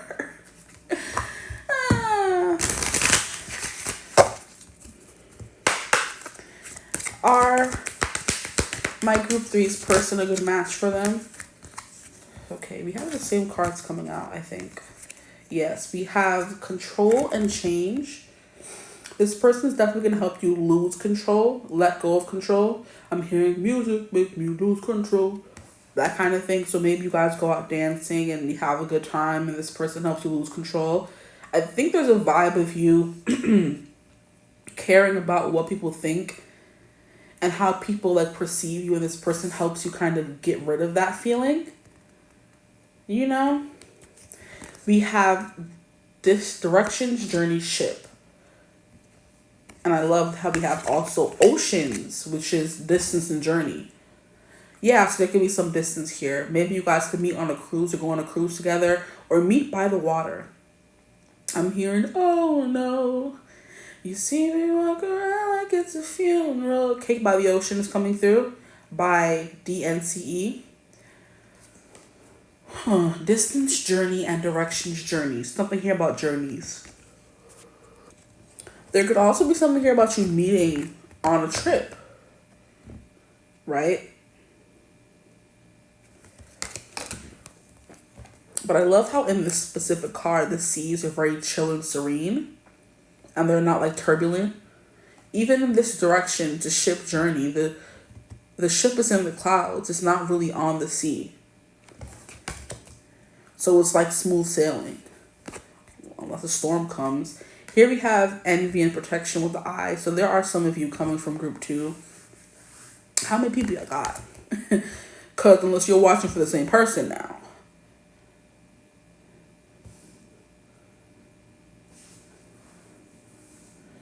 What's at the bottom of the deck? We have key, lock, and unlock. Yeah.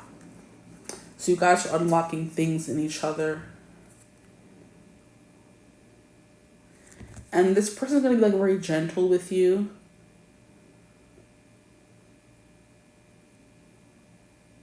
could have a nice back. They could have a nice back. Look at his back. Okay. This person could encourage you to go after your dreams, is what I'm getting with the Three of Wands. Also, the Knight of Wands, they may like ignite a rebellious streak in you. So you could live at home with your parents or something like that, and you could be one of the kids who are like, I want to respect my parents and not sneak out of the house and do what they say because it's their house. And this person's going to have you so strong on them. They're going to be like, oh yeah, F them. I'm going out the window if I must, right? They're going to have you that very giddy teenager, I'm going to be rebellious to do whatever I want. I'm not going to care what my parents have to say kind of energy. I love that for you guys, okay? Here we have dearest wish comes true, okay? So you could have been wishing for this for a long time, or you are wishing for this person and they're coming in, whether you know them or not. Both are coming through. I'm hearing keep doing your work, whatever that means. If you're cleansing right now, because I looked at the room and got a message. So if you're doing inner work or outer work, whatever, you're cleaning, cleansing your space, continue doing that. Getting rid out with the old so this new can come in. If your life is still too full of old stuff, you're not going to be able to handle, deal with, or sustain this connection is what I'm hearing. You have to get rid of old things. It could be old beliefs, old thoughts. That could be where the devil wants to come through in reverse for whatever reason. But I don't think I'm taking reversals in this deck, but an honorable mention to that card coming out, okay? Getting rid of old toxic beliefs about yourself, about the world, about connections and love, you know? Here we have requires stillness, so there's more stillness required, or this person will help you become still. There could be yoga coming through. But I feel like there's lots of ways to achieve stillness. It's not just through yoga. It could be through meditation. It could be through having a full-on dance party. It could be through acting. I didn't mean to say that. Wow, acting is coming through. It could mean, I meant to say like action, like activities, you know? And look, we have cha-cha-cha dancing. Yeah. Dancing, having fun, taking a slice out of life is the vibe coming through. Excuse me, for you guys. I don't know why. Ugh.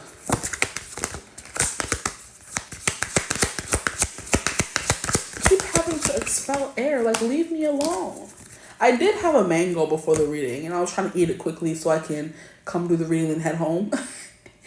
So that could be it, but hey, let me live. Here we have 50-50, which flew out over there. 50-50 is an energy of as much as you give is as much you're giving back. So there's someone who's putting in equal effort as putting in equal effort as you. Okay, boom, because what you're not going to do is have me sound like a blubbering idiot. Now we have Lucky. Aw, this is so cute. Yeah, I think you guys are going to feel very lucky to have found each other, you know? And I'm hearing, thought I never fall in love again until I found her. So, whoever is the masculine in the connection is going to be like, I never thought I would fall in love again, okay? Or with this person, or so soon is what I'm hearing as well. I never thought I would fall in love so soon. Some of you could be dealing with maybe reformed playboys or like, I didn't think it was going to get me. I didn't want a relationship. But then here you came. Here you came. And there y'all go. Right? Okay, Lucky. And with all these beautiful cards coming through, I definitely feel like you guys were supposed to meet each other. And that's why we have the sun coming through twice. Like, this connection is vital to you. The way the sun is vital to, you know, the earth and its crops and us as humans. We can't live without the sun. And we have love. Oh, this is so cute. Stop. Are they a good match for you? Yes. They make you excited about love and life again. Maybe you're falling in love for the first time, or you're falling in love again after a heartbreak. There's all kinds of storylines coming through here. The gist of it all, okay, it's summarized and put in a perfect little cute box with a perfect wrapping paper and a perfect bow, is that, yes, they are a good match for you, okay? I'm hearing all the places you'll go. You don't even know what this connection has in store for you, whether it's someone who you've met already and you know when you're asking about, or someone you have not met yet. I will reiterate, you do not know what this connection has in store for you, okay? It's kind of like this Ace of Cups is giving me honey pot. You manifested this. You made a potion. The things you've been pouring into yourself have created simultaneously this connection where you can kind of pour into someone else as well.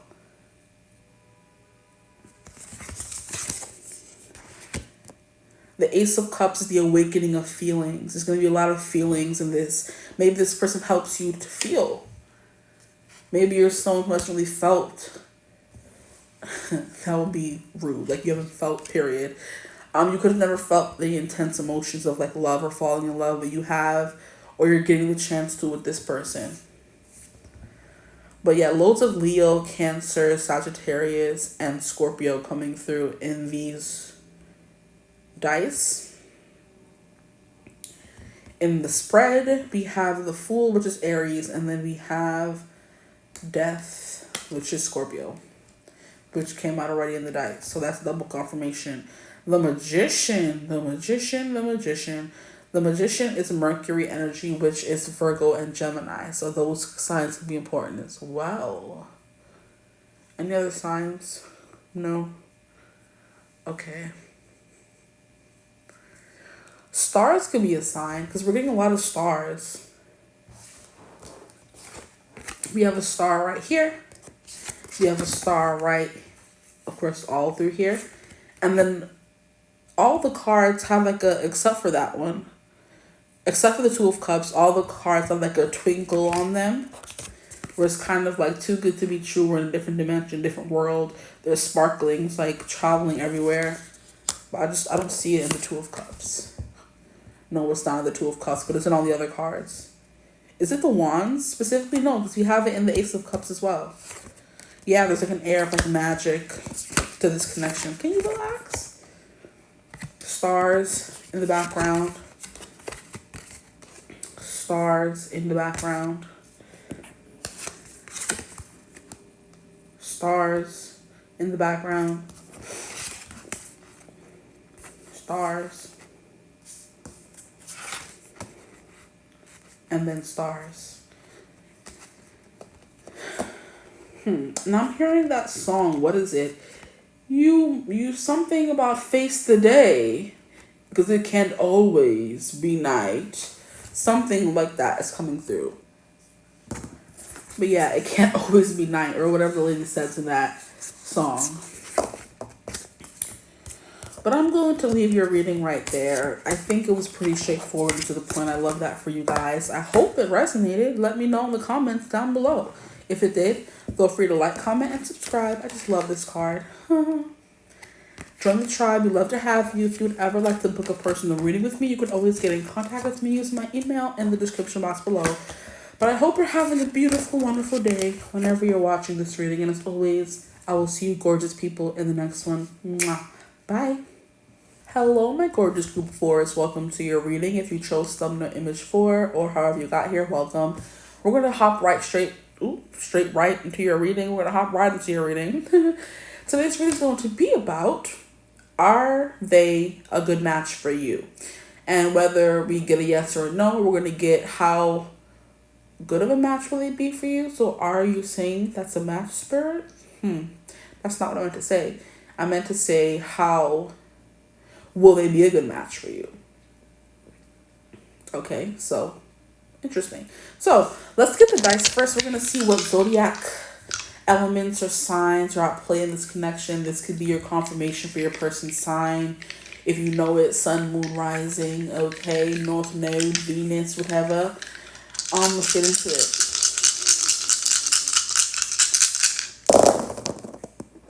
Ooh. So we have 5th house. If you don't believe me, let me just move it like that so you can see 5th house, okay?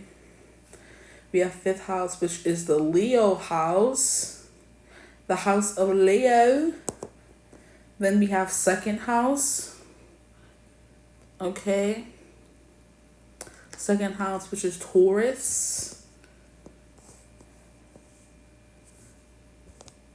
But the 5th house is about fun. This is like the 2nd or 3rd time it has come out, which is funny.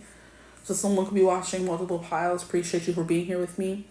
The fifth house is all about being playful. It's about creativity. It's about falling in love. It's about romance. It's about children.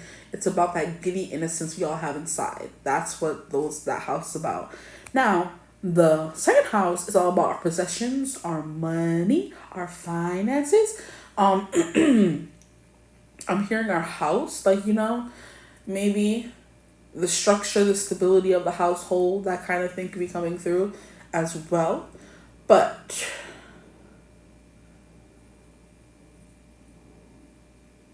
I was going to say something. Somebody here could have a big house. I think I wanted to say. Somebody could have like a big house, okay? Here we have Pluto. So we have Pluto in the connection, okay? That is Scorpio energy. Reigns hence in a good and a bad way, I feel like. Then here we have South Node. Did you know this person in a past life?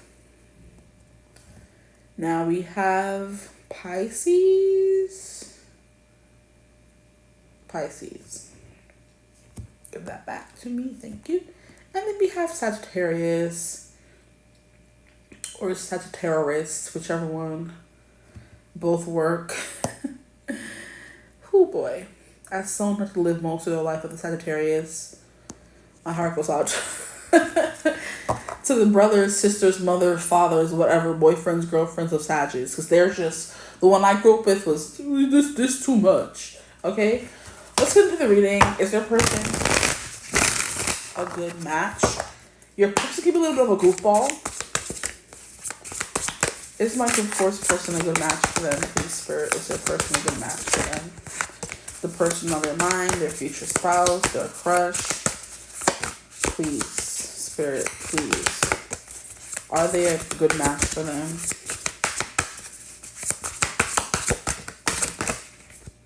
Okay, the first card out is the Broom. This has been coming through in all reading. This is the third reading the Broom has come through in. Like, can we get some new cards? I hate what happens. Give me the ick. Child. I know all y'all relationships are the same. We have the Empress. Love it. So far, 2 major arcana coming through for are they a good match? Oh,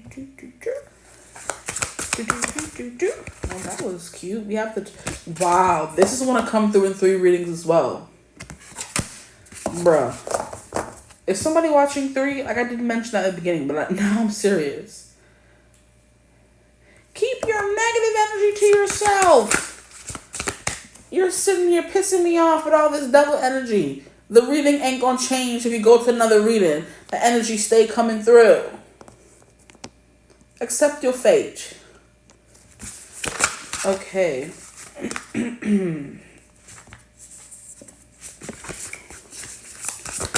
Is your person a good match for them, please, Spirit? We have Temperance. Let go of self-imposed limitations. Next to the Devil, I guess. Whatever.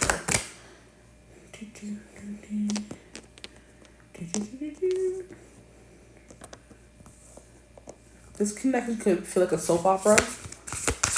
That little thing that I just hummed sounded like the end of a soap opera that I used to watch. So, yeah.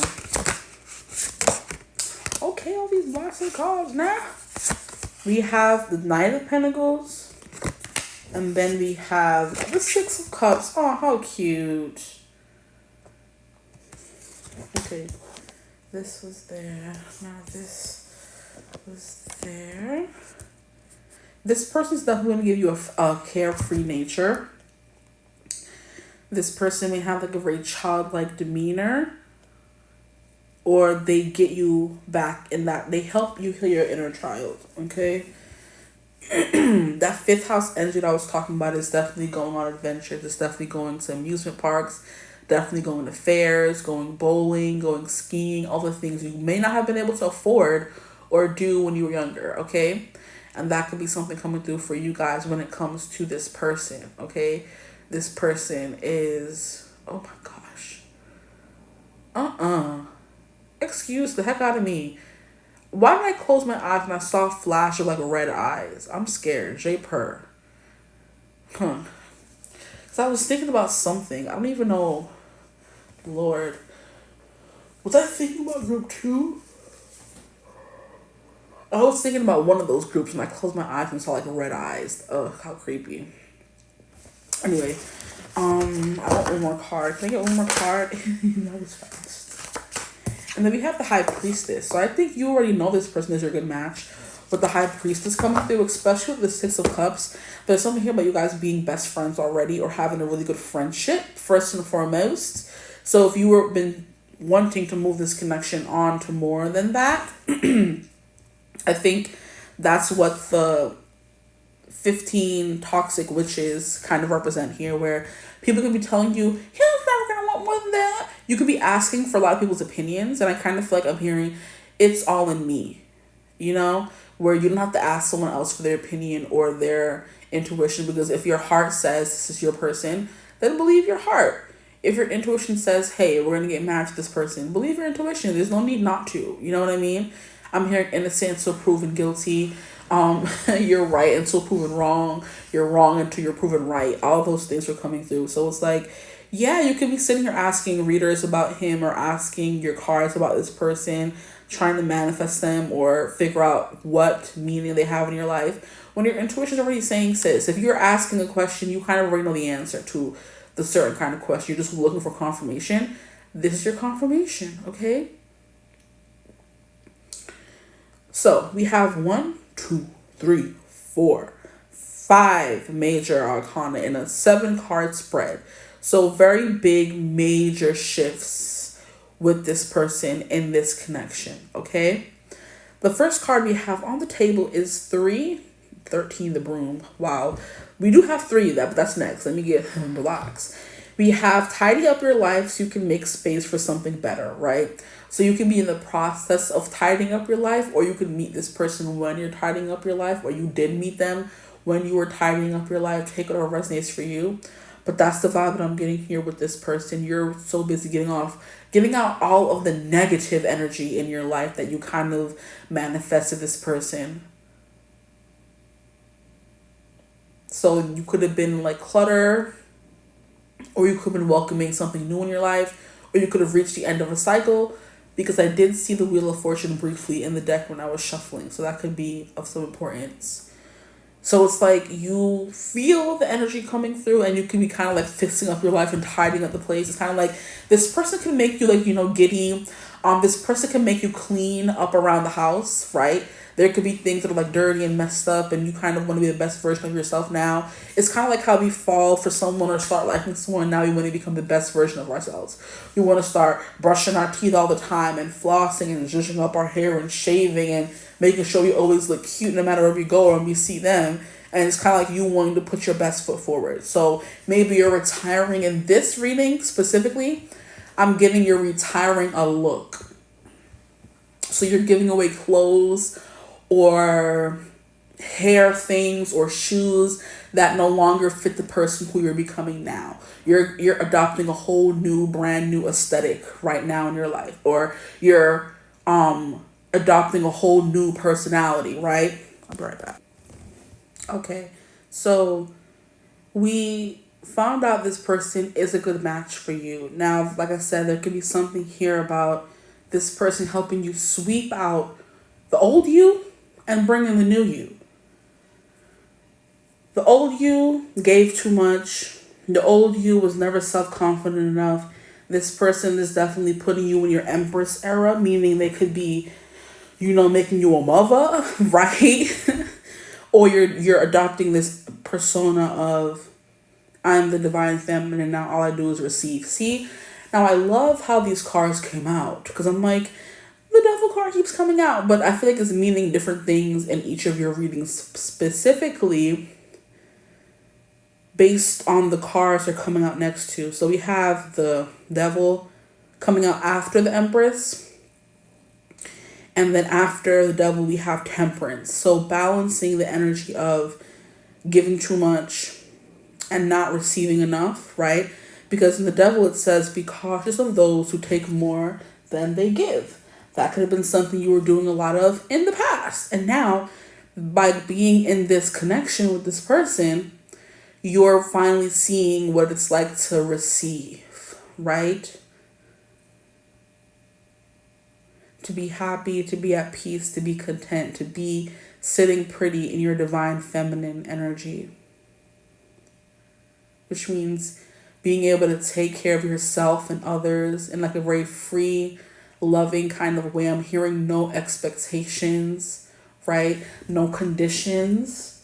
Like it's giving unconditional love, okay? It's getting back into that energy of believing that love is unconditional. Yeah. Because the more we get older, the more there's all these pressures and conditions placed on being able to love someone. You have to do this for me. You have to do that for me. You're going to be finally experiencing love where I don't think you're going to be hearing that. You're going to be hearing, what can I do for you? How can I serve you? Right? That's definitely the vibe that I'm getting. So you're definitely going from being the giver to being the receiver. It's the kind of vibe that I'm getting for you guys. Okay. We have temperance, okay? And temperance is all about namaste, being at peace, right? Finding the negative and the positive, the dark and the light within you. And they're coming to an agreement, okay? We have this woman sitting here drinking her tea, okay? And it's funny how she has 2 drinks. Oh, I guess that's the meaning of temperance coming through, where she has 1 drink up here and 1 drink down there. It's kind of like she has 1 foot in the water and 1 foot out of the water, which is like, the temperance card.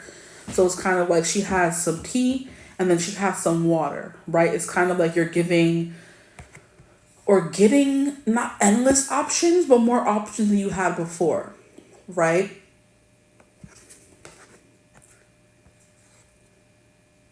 I'm kind of also getting that this person doesn't make you feel like an option. You're the only one. You're the only one in the running, honestly. There's no competition. You're not comparing yourself to other women. You know what I mean? That kind of thing is coming through. At peace and content are also what I attribute temperance to. It also says let go of self-imposed limitations. And like I said, it's the perfect card to come after the devil, which is all about self-imposed limitations. The devil could also be about shackles that others have placed on you, society, your family, whatever. You're kind of like releasing those shackles here. It's kind of like, what do you call it? Like self-regulating, where so long you've been surviving in survival mode that your body doesn't know when it truly is at peace, right? When it's like happy, you're going to be finally experiencing that. Okay. So we also have Knight of Pentacles. Slowly but surely you're going places. So I do believe this is going to be a slow, soft love. It's not going to be something that comes in, smacks you, and then like leaves just as fast as it came. It's like this is going to be a building love. You're going to build upon it, building blocks. You're going to put 1 block down, the next block down, until you have this big towering structure that cannot be, knocked down by anybody. You know what I mean? Why do I feel like I said that so loud? Sorry if that did come out really loud. Gosh.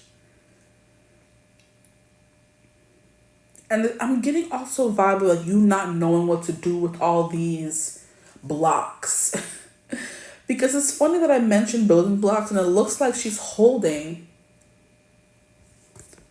a briefcase full of something. It could be money. So maybe this person's helping you build your money, investing, because 2nd house did come through and that is the house of like money and possessions. I'm hearing a house. This person could help you buy a house or you buy a house with this person. Financial advice is what I'm hearing as well. Yeah, there's something here about maturing. The Empress says there is beauty to be found in every experience. So maybe you're finally coming to the realization that everything you went through before meeting this person or everything you've gone through in life, you're like kind of like coming to peace. Yeah, coming to terms with something. you've gone through, or all the things you've gone through, honestly, child, with all these major arcana coming through, it's finally like you're coming to a major close of a cycle and finally able to start over. Because the broom, I feel like it's like, taking a deep breath and like releasing all of these things, like shaking it off, you know? Pushing back your shoulders, puffing your chest out. Like, I did this, I made it. It's kind of like when you're in a marathon and you've been running 3 miles, you finally reach that last 5-minute trek of the run. And you're just like, oh my gosh, I'm so close to finishing, right? I just can't wait to just finish this last mile and be gone, right? That's the energy coming through here. I can't believe I made it this far, and I can't wait to see what these next 5 minutes have in store for me, right? Like, I've been through some things. Is what I'm hearing.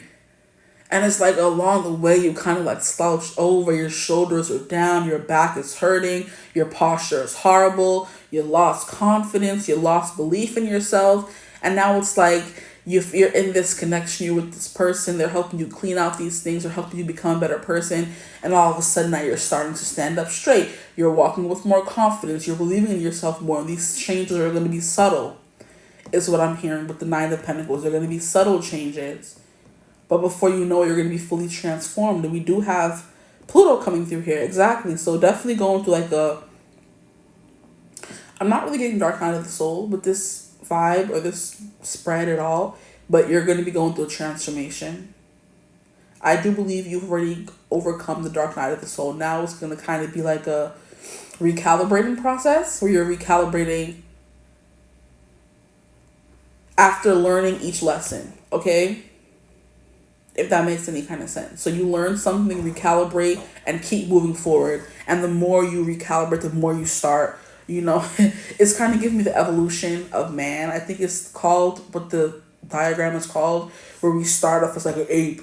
And then the more we move on, the more we turn into a man and stand up straight, and the more we can walk. And you know what I mean? That's the evolution that you guys are going through. And before you know it, you're going to be standing up straight and believing in yourself, talking the talk, walking the walk, right? The Six of Cups says, give yourself the compassion you were never given. You're going to start learning to give yourself compassion. We have 50-50 because things will be 50-50. Whatever gender you resonate as, you're going to be a feminine calling in a masculine. If that's what you like, you're going to be a feminine calling in a feminine. If that's what you like, a masculine calling in a feminine. Or a masculine calling it a masculine, you know? Or if you don't want to put any labels on yourself at all, you're just calling in the other half of you. But realizing it's okay to take your time and not rush.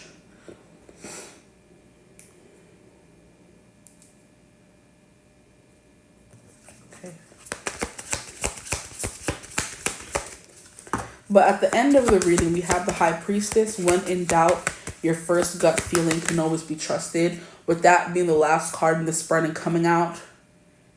And of course, all the things that we said or I said during the reading is definitely giving me, you're going to learn to trust in yourself more. They said that first gut feeling can always be trusted. Okay, so. Whew.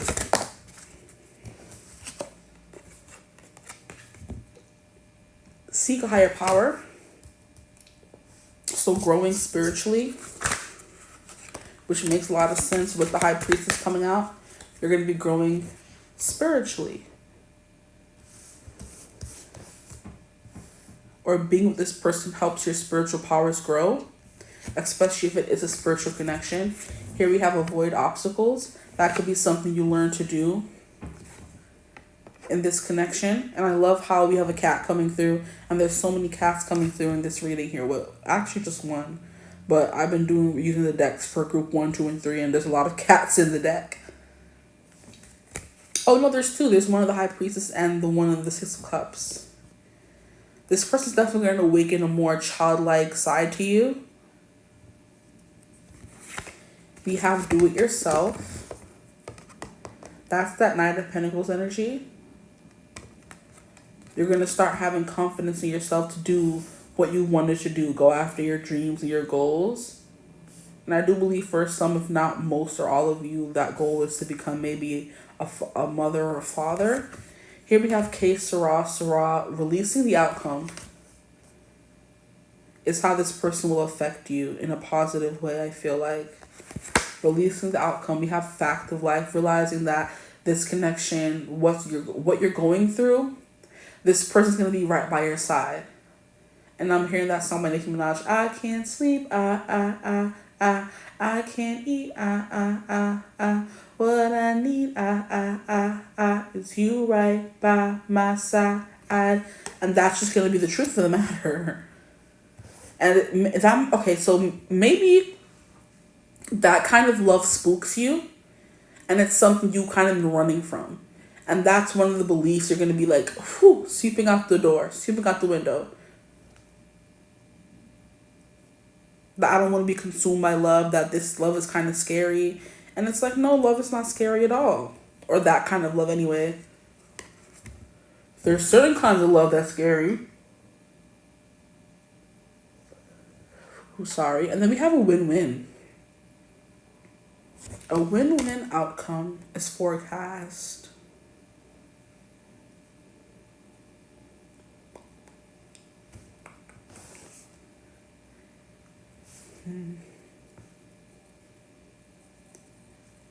I'm completely blanking on the question of today's reading. I keep hearing like, are you drawn to them? And that's not the question. This kind of happened a little bit in like group 2 or group 3 where I'm like, wait, I'm hearing something completely other than what I asked. Would they be good for you? Are they good for you? Okay. So I'm like, wait, what's the topic of today's reading? Like, when you're with this person, they can make you completely forget where you are, who you are, you know? Because I'm like, what is it supposed to be about? I'm talking about, are you drawn to them? I mean, I would hope you're drawn to them. I feel like that coming out is a confirmation that you will be drawn to them. But I'm like, wait, what's really going on here? Whew, I got lost for a second. I'm like, I am confused. What's going on? We're back. Okay. Jesus Christ. Look at that. Everything just falling when you least expect it. I think I had a good grip on those cards, and it just felt like that. How rude.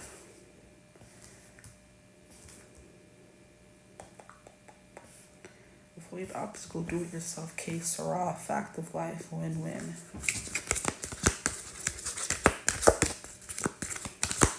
Group 4, please. Is their person a good match for them? We have Lion, we have strength and success. It's definitely giving protector.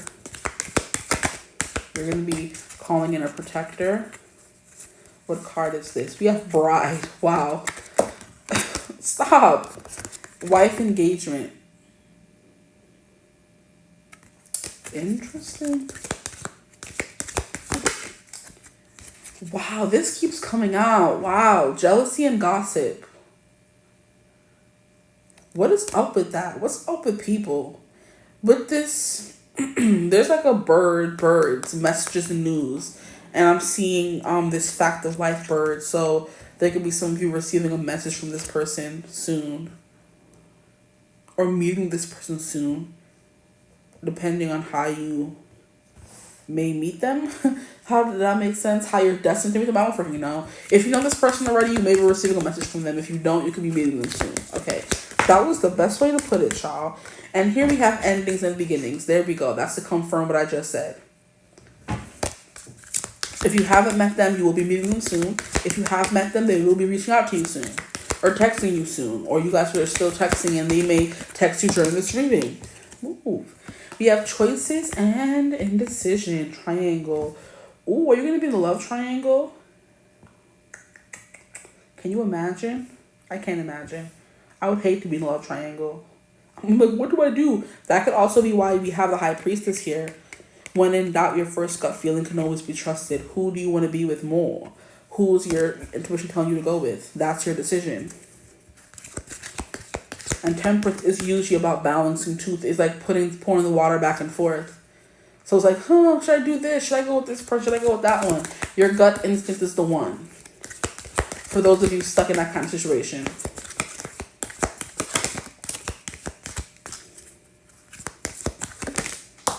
I'm hearing stop listening to everybody else.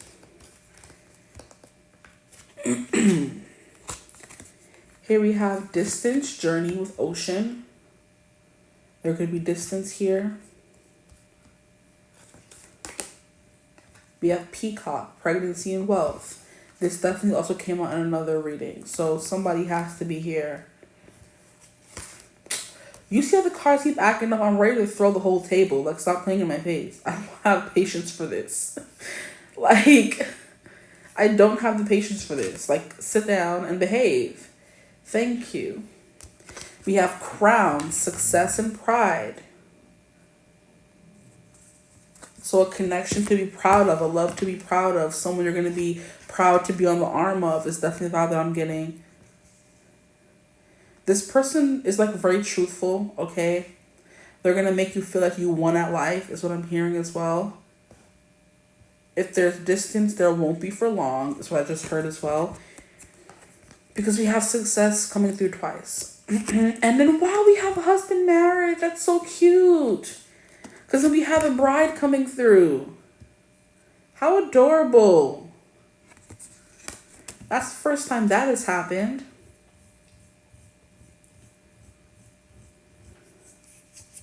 Okay. Any other cards? Yes, we have this one that flew in the corner. And then we have gate, opportunities and home. So some of you could be married to this person already. And you just come in to look and see what I would say, honestly. Or you could be in a connection with this person already. But are they good for you? Yes, definitely, absolutely. No questions asked. I do believe by being with this person, you're opening up a lot of opportunities in your path. And I think all it took was like closing the door on another, I'm hearing timeline or dimension in order for this person to manifest or for you to meet them or for things to start moving, the ball to get rolling. So like I said, some of you are like giving away clothes, you're giving away physical items and things to kind of welcome in a new person that you're becoming. You went through an ego death and you're becoming somebody new. And now that new person likes to dress more in skirts than pants. So you're buying more skirts. This person likes dressing more in long, button downs. So you're buying long button downs. You know what I mean? So you're making room for this new person and a new life you want to step into. That's a timeline jump in and of itself because you're preparing for the life that you may not have right now, but you know it's coming, Beautiful reading. But this jealousy and gossip, we've had this come out like maybe in all the last 3 groups. This could be either someone watching all of them and this is still pertaining to the jealousy that people are going to be feeling over this connection or over you. But either way, there's something, when people are jealous, there's something to be jealous of. So take it as a compliment and ignore the rest, okay? Don't let nobody raggedy head child come in and try to tear you apart from nobody, okay? Stand your ground, stick to your guns, stick beside your person.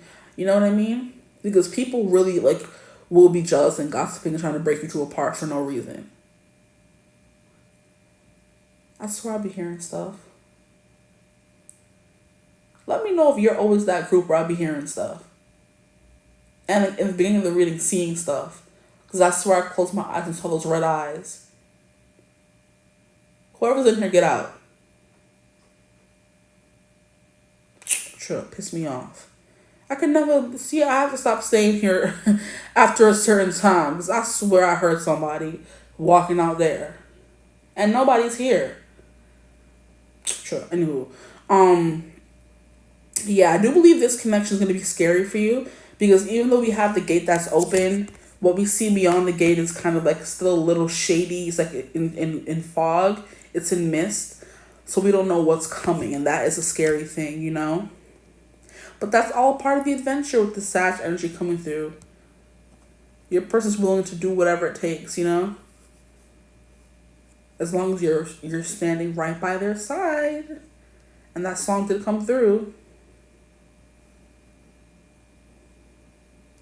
So definitely going to teach you to be more spontaneous, more go with the flow, more que sera, sera, whatever will be, will be. trusting your intuition more. This person could be bringing you flowers.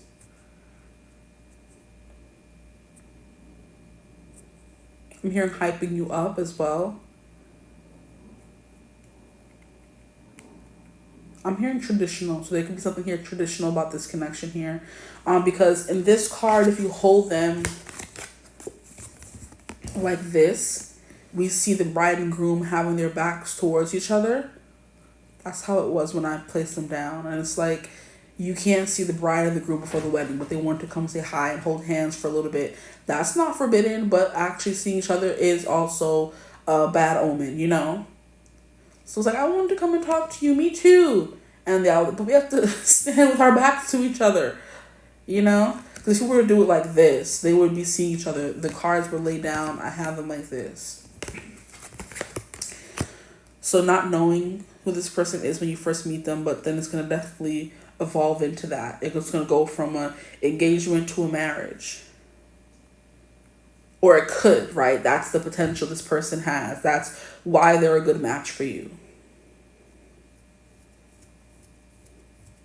But with this jealousy and gossip and avoid obstacle, and then we have choices and indecisions, it's kind of like there could be something that comes in and tests the connection. Just a little heads up, okay? Okay. I completely lost the plot. I'm not going to lie. I feel like I answered the question at the beginning of the reading.